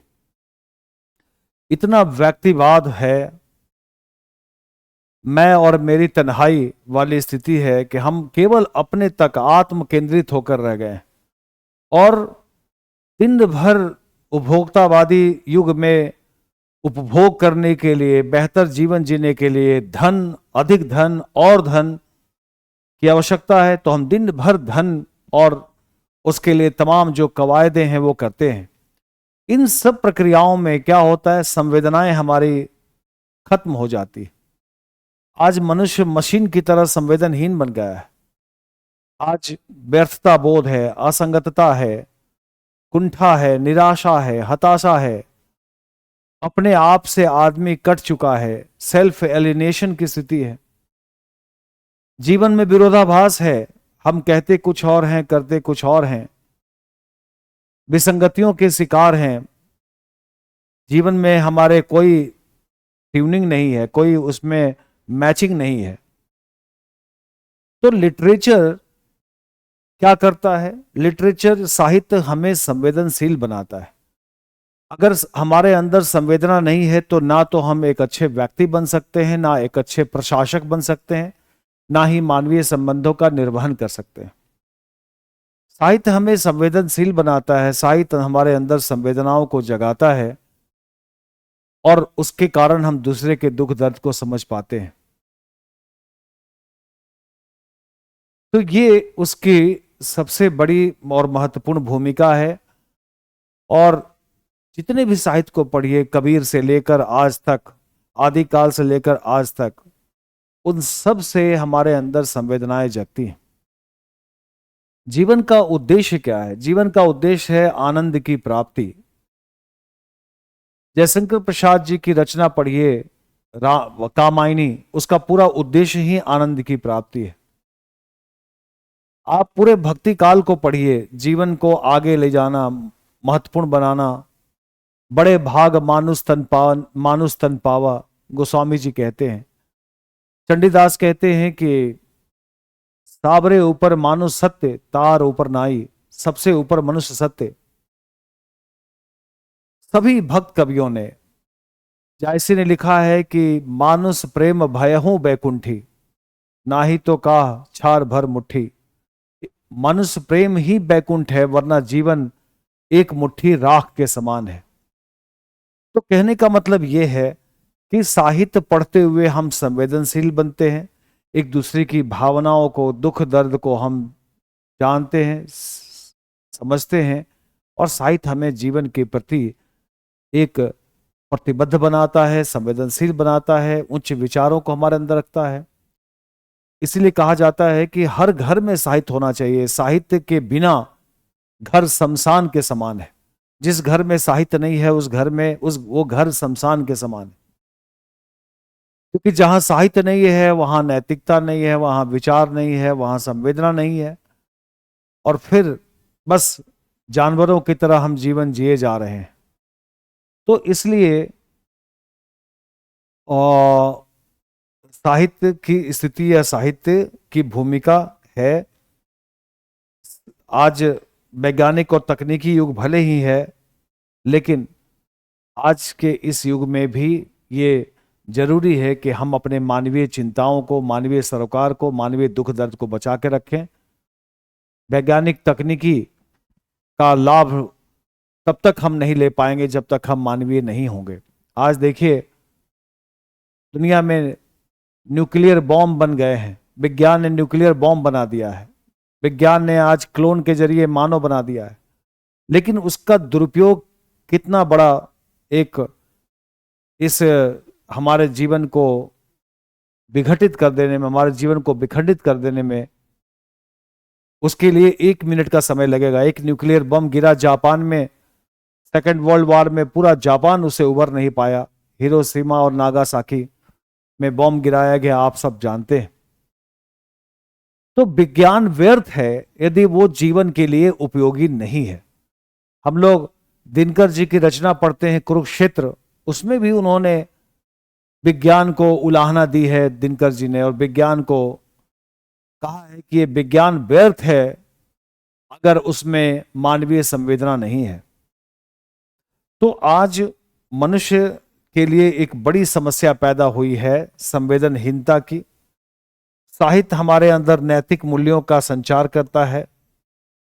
नैतिकता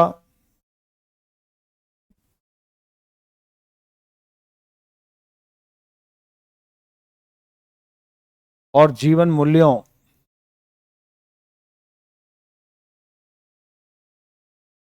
की प्रेरणा देता है साहित्य।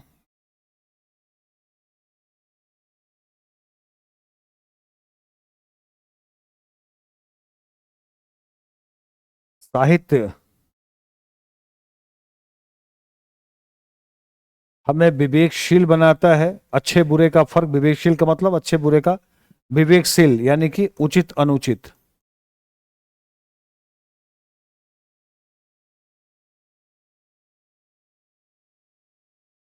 साहित्य हमें विवेकशील बनाता है।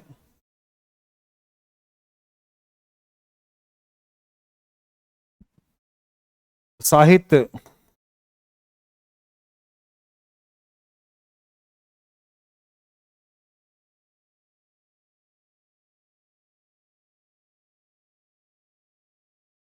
जीवन को संतुलित करता है।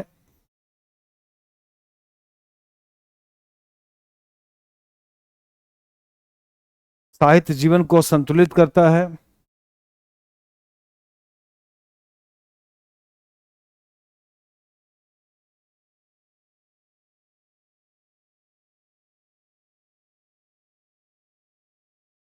ठीक है ना। हमारे व्यक्तित्व का विकास करता है।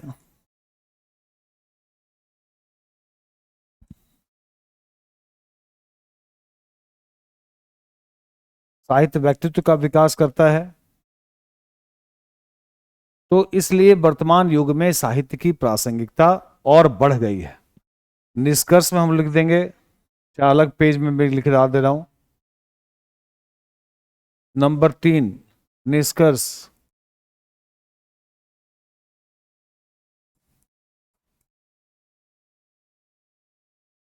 वर्तमान मशीनी युग में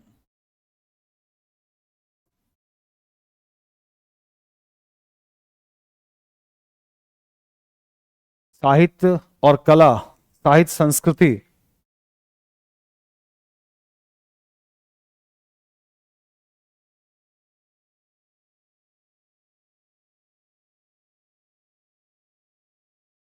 और कला की भूमिका और बढ़ गई है।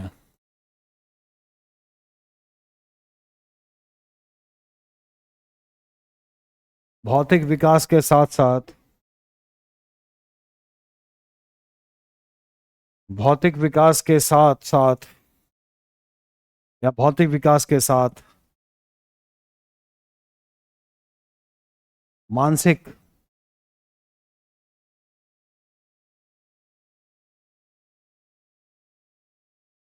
और आत्मिक विकास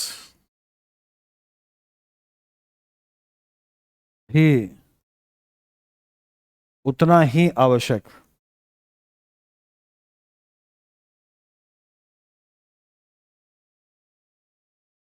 भौतिक विकास के साथ मानसिक और आत्मिक विकास भी उतना ही आवश्यक।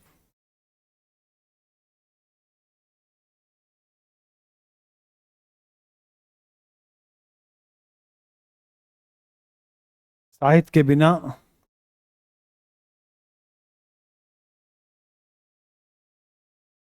जीवन सूना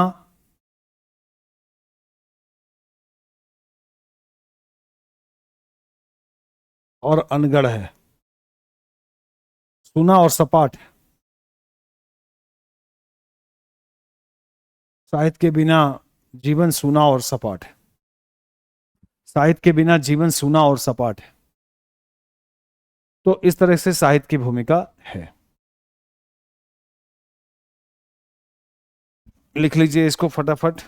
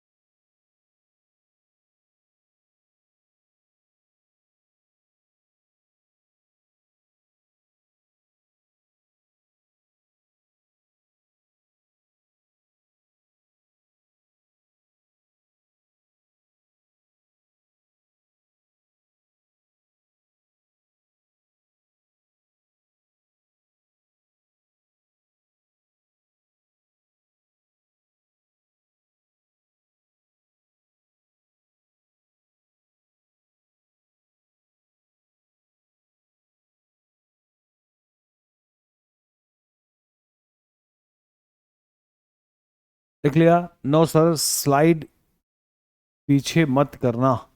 हो गया, ठीक है। पहले पहले एक समझ तो विकसित हो, तब ना आंसर राइटिंग करेंगे के जी एस। सर टॉपिक को क्वेश्चंस के फॉर्मेट में के लिए लिख रहे हैं क्या? सर टॉपिक को क्वेश्चन के फॉर्मेट में क्या लिख रहे हैं? हाँ जी, तभी तो समझ में आएगा, तभी तो एग्जाम में कर पाएंगे। पहले एक समझ को विकसित हो तब आंसर। समझाना भी है और कैसे लिखना है ये भी बताते चल रहा हूं, दोनों बातें है ना।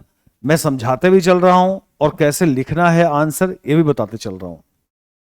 हिंदी के आंसर्स लगभग लगभग निबंध जैसे हैं। सिंपल मुद्दे को पकड़िए और उसके उस पर लिख दीजिए, ज्यादा मुश्किल सा नहीं है। तो पढ़ते जाइए इन सब चीजों को, नोट्स को, और समझते जाइए क्या है डिस्कशन में, क्लास में समझ जाइए, और उसके बाद उस पर निबंध की तरह उत्तर लिख दीजिए। ठीक है ना? अब इस ये टॉपिक कंप्लीट हो गया, इसमें कुछ भी बचा नहीं है। हम लोग टॉपिक शुरू करेंगे नया। इसमें कुछ भी नहीं बचा है।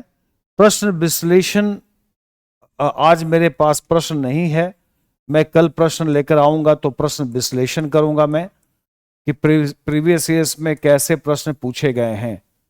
प्रश्न विश्लेषण, ये मेरे पास क्वेश्चन बैंक आज नहीं है, तो कल ये हम लोग करेंगे। कल इसको याद रखिएगा, कल प्रश्न विश्लेषण करेंगे। आज इससे जुड़ा हुआ जो टॉपिक है, अगला टॉपिक को हम शुरू करेंगे, और कल हम लोग प्रश्न विश्लेषण देखेंगे। प्रीवियस इसमें क्या पूछा गया, मैं ढूंढ रहा था लेकिन क्वेश्चन बैंक अभी नहीं है। अच्छा, स्लाइड को पीछे, ठीक है, ले लीजिए। ये या इससे पीछे,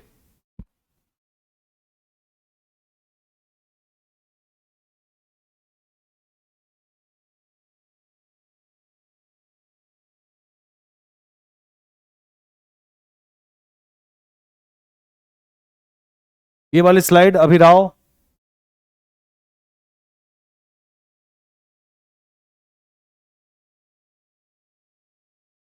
आगे, ठीक है ना? ये sir question discussion offline class से करिए, ठीक है के जी एस, ठीक है।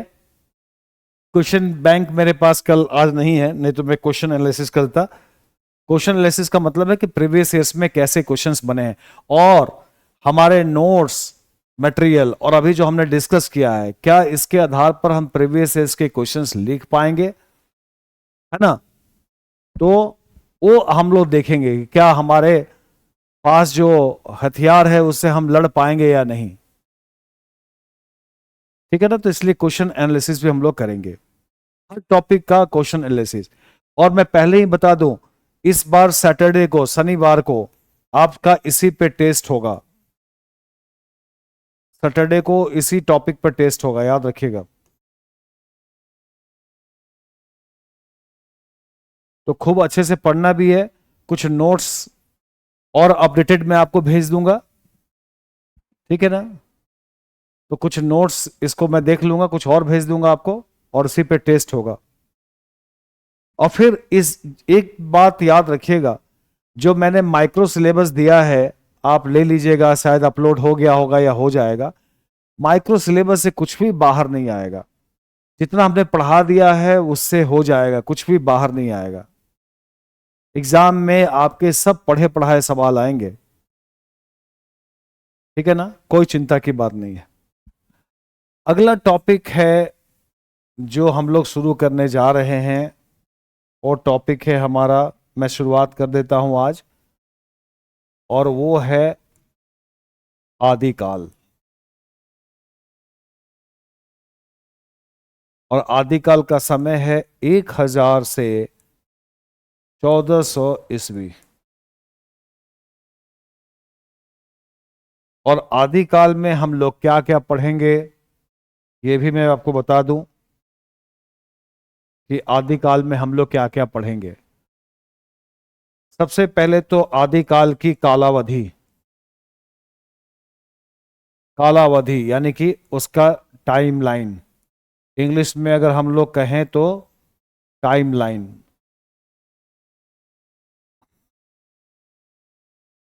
आदिकाल की टाइमलाइन क्या है, इसको लेकर विवाद है। नंबर 2, आदिकाल का नामकरण को लेकर भी विवाद है, इस पर भी बात करेंगे। नंबर 3, आदिकाल की परिस्थितियां, युगीन परिस्थितियां कैसी थी।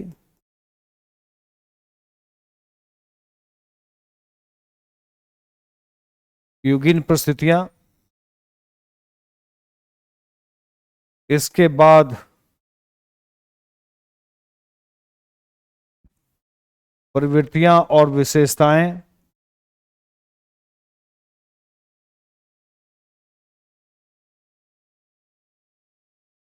नंबर 5, उपलब्धि और रचना और रचनाकार,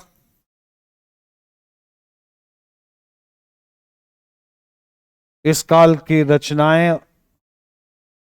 और नंबर 6, उपलब्धियां और सीमाएं।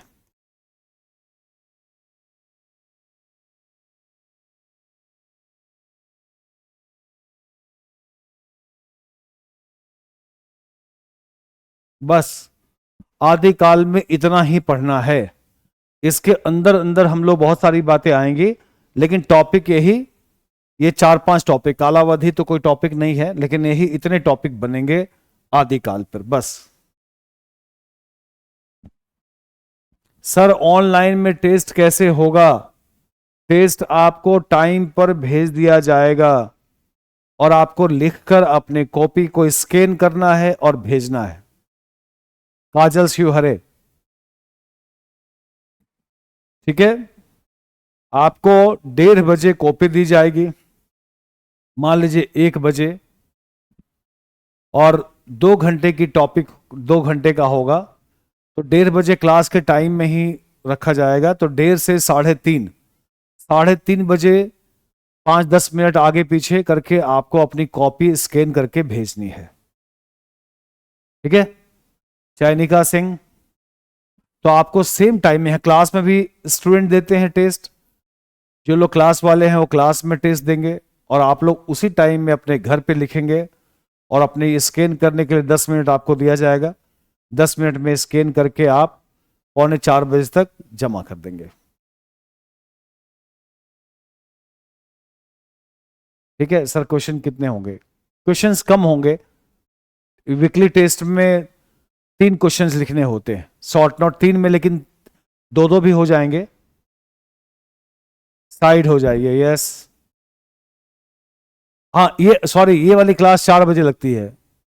आपकी क्लास 4 बजे, मैं पहले बैच की बात कर रहा था, आपकी क्लास लगती है 4 बजे, तो 4 से ये आपका टेस्ट होगा, 4 से 6 PM, 6 PM टेस्ट टाइम।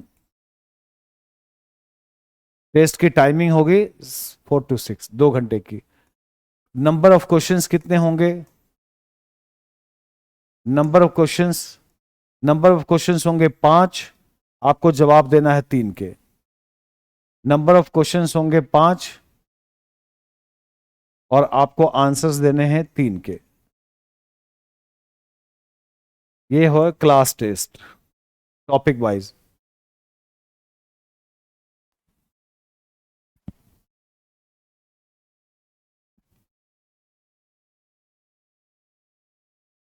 ठीक है।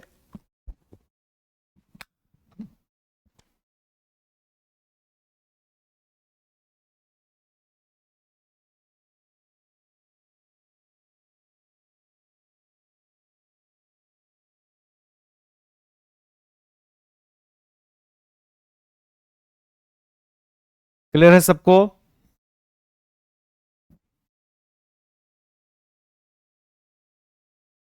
हमने जो आंसर भेजा है वो पहुंच भी रहा है या नहीं, कैसे पता चले। मोहिनी, अगर आपने सही एड्रेस पे भेजा है तो पहुंच ही जाएगा। अब आप हिंदी वाले प्रश्न को ज्योग्राफी वाले सर के पास भेज देंगे तो कहां से मिलेगा। मजमून सही हो और पता भी सही हो, है ना। तो सही पते पे पत्र का जाना भी जरूरी है।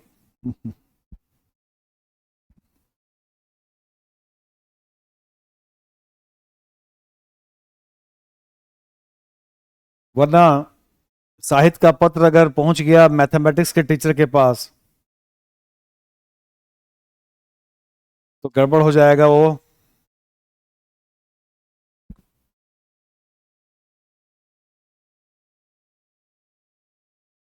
चेक कॉपी नहीं मिला, मैं पता करता हूँ। चेक कॉपी तो 48 घंटे के अंदर मिल जाना चाहिए, क्यों नहीं मिला है मैं देखता हूँ।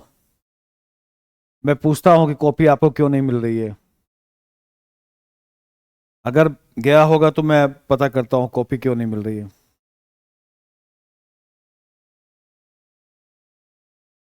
तो ये है आदिकाल का। अब आदिकाल के बारे में थोड़ा आपको परिचय देता हूं, मैंने आपने लिख लिया होगा। अब आदिकाल पर एक सामान्य परिचय मैं देता हूं, जरा खूब ध्यान से सुनिए कि आपको समझ में आए आदिकाल क्या है, क्यों है, कैसे है। देखिए, एक तो पहली बात कि हमारे इतिहासकारों ने, हिंदी साहित्य के इतिहासकारों ने काल विभाजन और नामकरण किया है, और पहले काल को कई नामों से पुकारा गया है, कई नाम दिए गए हैं, जिसकी चर्चा हम लोग नामकरण में करेंगे। लेकिन मोटे तौर पर इसका जो कालखंड है वो माना गया है 1000 से 1400 ईस्वी तक। अच्छा, इस ये मैं समझाने के लिए कर रहा हूं, इसको आप नोट मत करिएगा, ये समझाने के लिए मैं आपको बता रहा हूं, इसको अभी नोट मत करिएगा। सर जी आज के क्लास यहीं पर ऑफ हो रहा है या क्लास चलेगा? अभी क्लास, अरे चलेगा भाई, टाइम 6 बजे तक है, 4 to 6 है, क्यों आप भागना चाहते हैं? अभी रहो, 4 to 6 अपनी क्लास की टाइमिंग है, धैर्य रखिए। तो आदिकाल 1000 से 1400 ईस्वी तक माना जाता है। इसकी इसकी कुछ पहचान है। दूसरी बात कि हम लोग हिंदी साहित्य की शुरुआत मानते हैं ना, प्रारंभ मानते हैं। हिंदी हिंदी साहित्य लेखन लेखन का प्रारंभ कब से मानते? 1000 ईस्वी। लेकिन क्या कोई डेट ये निश्चित है? नहीं, लगभग। असल में साहित्य कोई किसी दिन से, कोई डेट से शुरू नहीं होता कि आज से साहित्य लेखन, आज के डेट से साहित्य लेखन शुरू हो रहा है, नहीं, ऐसा नहीं होता। इसीलिए 1000 ईस्वी को आप कैसे मानेंगे कि 1000 से शुरू हुआ? तो 1000 की कोई डेट 1000 से शुरू हो गया ऐसा नहीं है, बल्कि इसके पहले, इस डेट के पहले, 1000 से पहले अपभ्रंश में और अवहट में रचनाएं हो रही थी। अपभ्रंश और अवहट में रचनाएं लिखी जा रही थी, इसमें रचना लिखी जा रही थी। इसी से निकलते निकलते निकलते निकलते जनभाषा, जिस नई जनभाषा का विकास हुआ, उसी जनभाषा को हिंदी बाद में नाम दिया गया, हिंदी। तो अपभ्रंश अवहट से रचनाएं विकसित होती होती जनभाषा में आई, एक नई भाषा निकली, और उस नई भाषा को जनभाषा कहा गया, हिंदी कहा गया।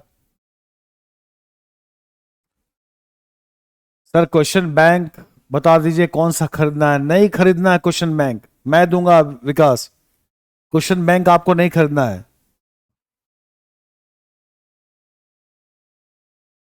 ठीक है? क्वेश्चन बैंक नहीं खरीदना है, मैं दूंगा आपको। तो ध्यान से सुनिए, वरना फिर कॉन्सेप्ट नहीं बन पाएगा आदिकाल का। ध्यान से सुनिए। तो अपभ्रंश अवहट से रचनाएं निकलते निकलते यहां तक पहुंची, ठीक है ना, जनभाषा में। और लगभग 900 के आसपास, अगर मैं आपको एग्जाम्पल देकर समझाऊं, तो लगभग 900 के आसपास, 900 ईस्वी के आसपास नाथपंथियों की रचनाएं मिलती हैं। नोट्स में हमने दे रखा है। हबक की ना चलीबा, हबक की ना बोलीबा, हबक की ना बोलीबा, ठबक की ना चलीबा, गर्भ न करीबा, सहज रहीबा।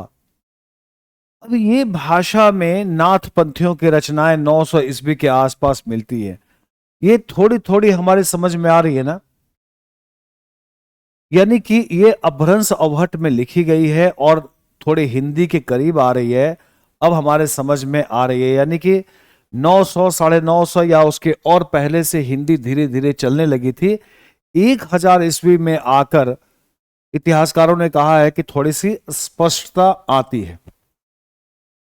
जैसे परमाल रासो में जगनिक लिखता है कि 12 बरस लो कुकुर जिए, 13 लो जिए शियार, बरस 18 छतरी जिए, आगे जीवन को धिक्कार। अब ये भाषा हमें समझ में आ रही है, यानी कि ये हिंदी के करीब है।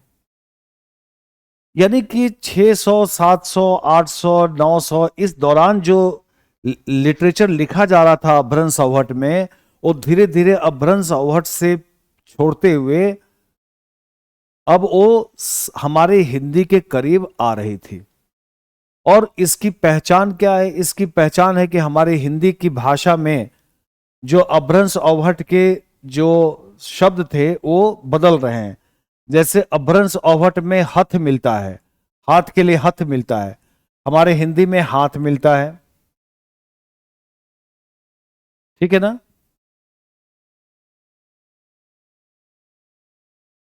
एक मिनट।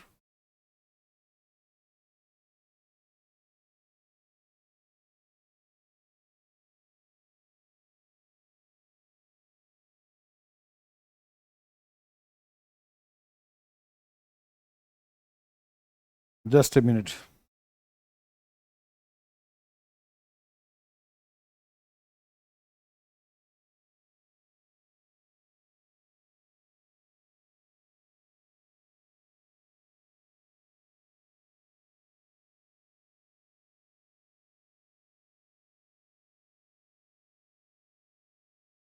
तो हथ मिलता है, हिंदी में हाथ मिलता है।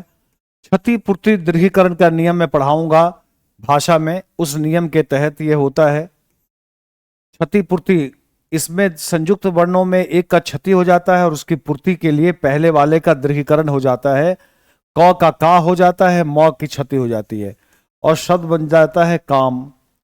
इसी तरह शब्द चल रहा था धम, बन गया धाम। तो एक तो हिंदी में ये परिवर्तन हो रहा है कि शब्द अपभ्रंश अवहट के शब्द छूट रहे हैं और हिंदी के नए शब्द बन रहे हैं। दूसरी बात कि क्रिया भी सहज हो रही है, वाक्य अब सहज हो रहे हैं धीरे धीरे, सहायक क्रियाओं का प्रयोग हो रहा है, जो सेंटेंस है उसकी संरचना ठीक हो रही है। यानी कि अपभ्रंश अवहट से निकलकर एक नई भाषा बन रही है और उस भाषा में लिटरेचर लिखा जा रहा है। तो आदिकाल की शुरुआत मोटे मोटे तौर पर 1000 ईस्वी से मानी गई है कि 1000 ईस्वी से अब कुछ अलग तरह की रचनाएं लिखी जा रही है। लेकिन फिर भी मैं आपको बता दूं कि 1000 ही नहीं, आगे 1400 ईस्वी तक हिंदी अभी बहुत स्पष्ट नहीं है, बल्कि उस पर अपभ्रंश अवहट का प्रभाव दिखाई देता है। भक्ति काल से जाकर फिर हिंदी उधर आगे अवधि ब्रज में दिखाई देती है, वरना इस पर अपभ्रंश अवहट का प्रभाव अभी भी है। और अपभ्रंश अवहट का प्रभाव साहित्यिक प्रभाव भी है। जो अपभ्रंश अवहट में कहानी और मुद्दे लिखे जा रहे थे वही हिंदी का मुद्दा है और वही शैली है, वही भाषा का प्रभाव है।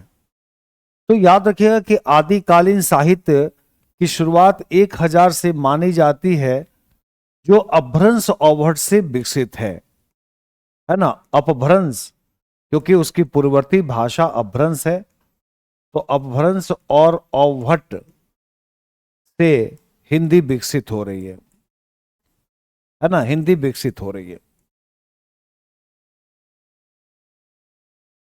दूसरी बात कि इस साहित्य में, इस साहित्य का नामकरण हम लोग आगे बात करेंगे, इसके नामकरण को लेकर भी बहुत विवाद है। इसके चूंकि नामकरण को लेकर भी इसका विवाद है। क्यों? क्योंकि इसमें कई तरह की प्रवृत्ति है ना, विविध प्रवृत्तियां प्रचलित हैं।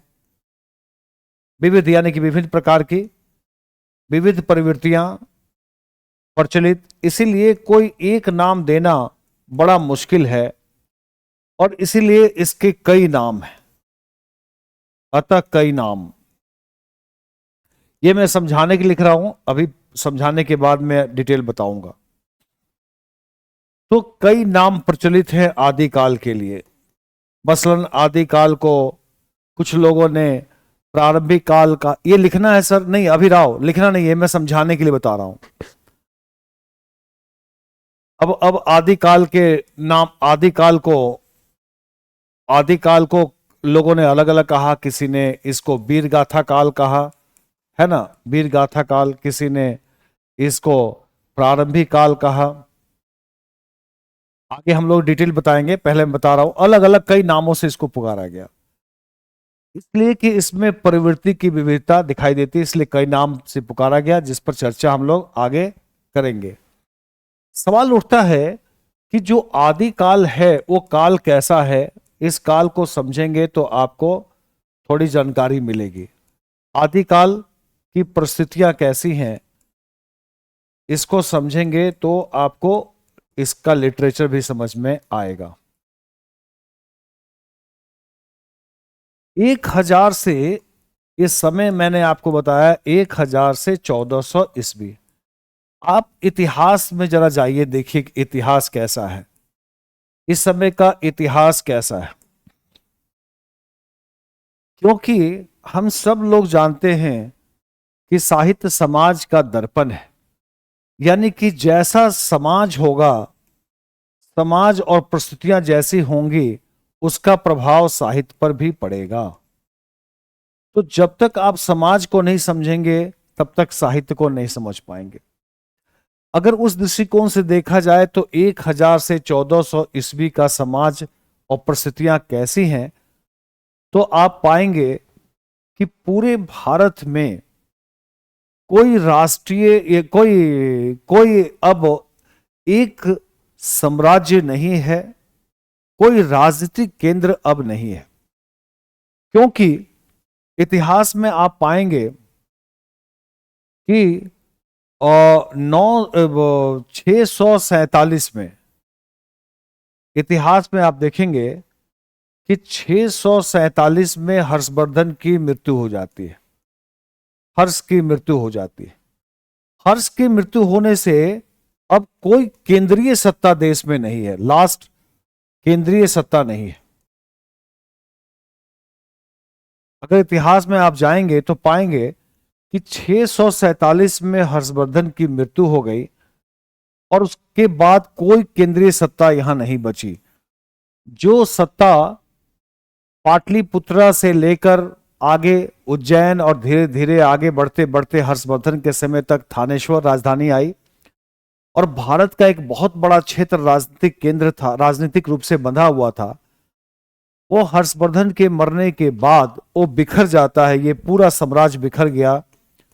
और ऐसा इसलिए हुआ क्योंकि हर्षवर्धन ने कोई उत्तराधिकारी, या हर्षवर्धन का साम्राज्य केंद्रीकृत था, विकेंद्रित नहीं था। इसलिए हर्षवर्धन के मरते ही साम्राज्य खाली हुआ और कोई उसे संभाल नहीं पाया। हर्षवर्धन के साम्राज्य की एक बड़ी कमजोरी थी कि हर्षवर्धन का साम्राज्य केंद्रीकृत था। जैसे ही हर्षवर्धन मरा, साम्राज्य बिखर गया। और इस समय बिखर कर क्या बना? इस समय बिखर कर अपना देश अलग अलग हिस्सों में बंट गया और अलग अलग शासक बन गए। ये सब अलग अलग शासक बन गए, जो जहां था वही जमींदार शासक, ये सब बन गए। और इन सब ने अपने आप को क्या घोषित किया? उस समय शासक बनने की शर्त थी राजपूत होना। ये सब राजपूत शासक बने। इतिहास में 750 एडी से 1250 एडी का समय तथा कथित राजपूत काल है। तो हर्षवर्धन के बाद केंद्रीकृत सत्ता बिखर गई, सब आपस में लड़ने लगे, शासक बन गए। और इनकी आपस की लड़ाई का फायदा उठाकर यही वो समय है जब पश्चिम से इस्लामिक आक्रमणकारी आए और उन्होंने बड़े आराम से इनको मार भगाया, जीत लिया, इसकी सहायता से इसको जीत लिया, इसकी सहायता से बड़े आराम से भारत पर आंतरिक लड़ाई का लाभ उठाते हुए पश्चिम से आने वाले इस्लामिक सत्ता ने भारत पर कब्जा कर लिया। और यही वो समय है 1000 से 1400 ईस्वी, जब दिल्ली सल्तनत की स्थापना हुई। मोहम्मद गजनवी, उसके बाद गौरी, और फिर कुतुबुद्दीन ऐबक के जरिए दिल्ली सल्तनत की स्थापना हुई और फिर दिल्ली सल्तनत चल पड़ी। तो राजनीतिक रूप से ये कैसा समय है? राजनीतिक रूप से अगर डायग्राम से मैं समझाऊं तो 1000 से 1400 ईस्वी का समय अगर राजनीतिक दृष्टिकोण से आप देखें तो इस अस्थिरता का समय है। राजनीतिक दृष्टिकोण से यह समय कैसा है? अस्थिर समय है। और इसी समय बाह्य आक्रमण भी हुए, आंतरिक लड़ाइयां हैं, आंतरिक संघर्ष चल रहा है। यानी कि पूरा का पूरा जो समय है ये कैसा है? ये युद्ध का वातावरण है, युद्ध का समय है। और युद्ध का समय है तो इस समय इसका प्रभाव साहित्य पर पड़ेगा ना। तो साहित्य पर पड़ेगा तो साहित्य में क्या रचनाएं लिखी जा रही हैं? इस काल की सबसे महत्वपूर्ण प्रवृत्ति क्या है? वीरता, वीरता परक रचनाएं। वीरता परक रचनाएं सबसे ज्यादा लिखी गई और किस नाम से लिखी गई हैं? रासो काव्य के नाम से। राजस्थान के चारण कवियों ने, चारण कवि ने क्या लिखा? चारण कवियों ने रासो काव्य के नाम से लिखा। क्योंकि ये राजनीतिक दृष्टिकोण से अस्थिरता का समय है, आक्रमण संघर्ष का समय है, युद्ध का वातावरण है और इसीलिए वीरता परक रचनाएं लिखी गई और रासों के नाम से लिखी गई। और इनमें वीरता की भावना कूट कूट कर भरी है। ये लड़ने लड़ाने की बात कवि कर रहे हैं और युद्ध का मामला है, युद्ध का संदर्भ है। बीच बीच में अपनी रचनाओं को रोचक बनाने के लिए प्रेम कथाओं को भी डाल दिया है। मसलन पृथ्वीराज रासों में संयोगिता का मामला डाल दिया है कि संयोगिता के लिए लड़ाई हुई, तो ये अपनी कथाओं को रोचक बनाने के लिए उसमें प्रेम प्रसंग भी डाल देते हैं। तो इस काल की सबसे प्रमुख प्रवृत्ति कौन सी दिखाई देती है? वो है आपको वीरता की रचनाएं।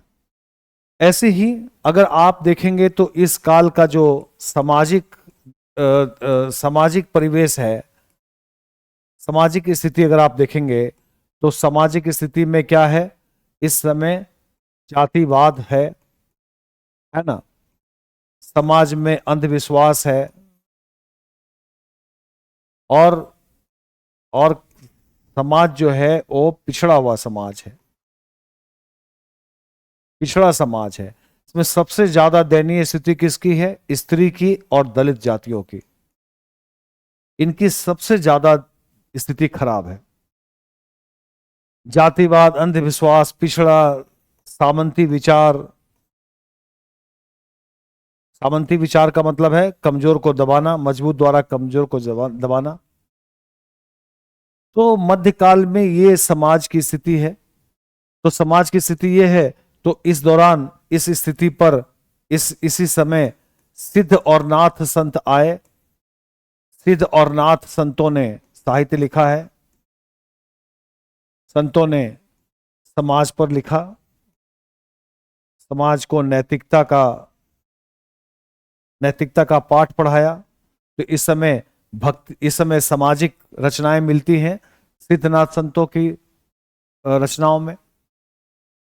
इसी ढंग से अगर आप धार्मिक स्थिति देखिए तो इस काल में धार्मिक टकराहट भी है।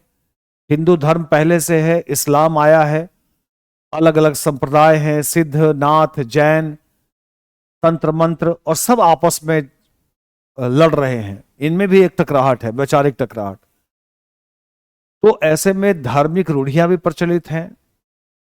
सांस्कृतिक दृष्टिकोण से देखिए तो इस काल में संस्कृत में भी लिखा जा रहा है, अपभ्रंश अवहट में भी, हिंदी में भी। आर्थिक दृष्टिकोण से देखिए तो कम गरीबी है, कम अभाव है। यानी कि इस काल की जो दशा है वो इस काल के साहित्य पर आप देख सकते हैं। इस काल में धार्मिक रचनाओं में सिद्ध और नाथ संतों ने अपनी रचनाएं की हैं। उधर राजस्थान में जैन मुनियों ने रचनाएं की हैं। इधर पूरब में विद्यापति भक्ति की रचना करते हैं। तो जैसा समाज वैसा साहित्य, और इस समय का समाज इसी उथल पुथल से भरा हुआ है, इसलिए आदिकाल का साहित्य भी इसी तरीके से यहां दिखाई देता है। आदिकालीन साहित्य में एक नहीं कई तरह की प्रवृत्तियां हैं, वीरता है, भक्ति है, श्रृंगार है, उसमें रीति पर भी लिखा जा रहा है, कुछ कई तरह की रचनाएं लिखी जा रही हैं और एक उथल पुथल का दौर है जिसका प्रभाव साहित्य पर भी दिखाई देता है।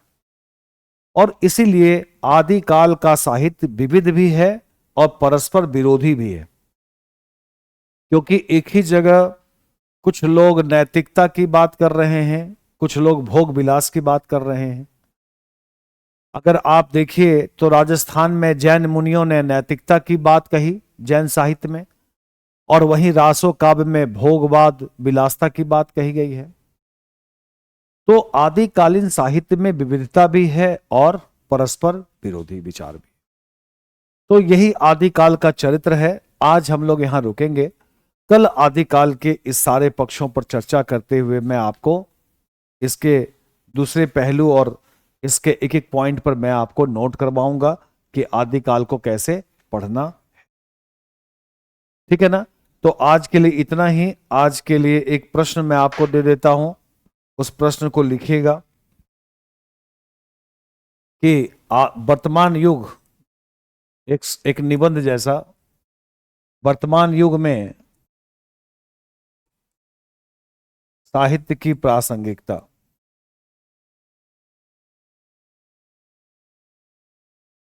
ये निबंध जैसा है, आप लोग के लिए आज होमवर्क यही है, इस पर आप लिखिएगा।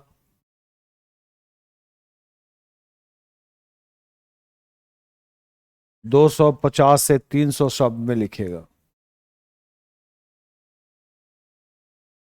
वर्तमान युग में साहित्य की प्रासंगिकता। ठीक है ना?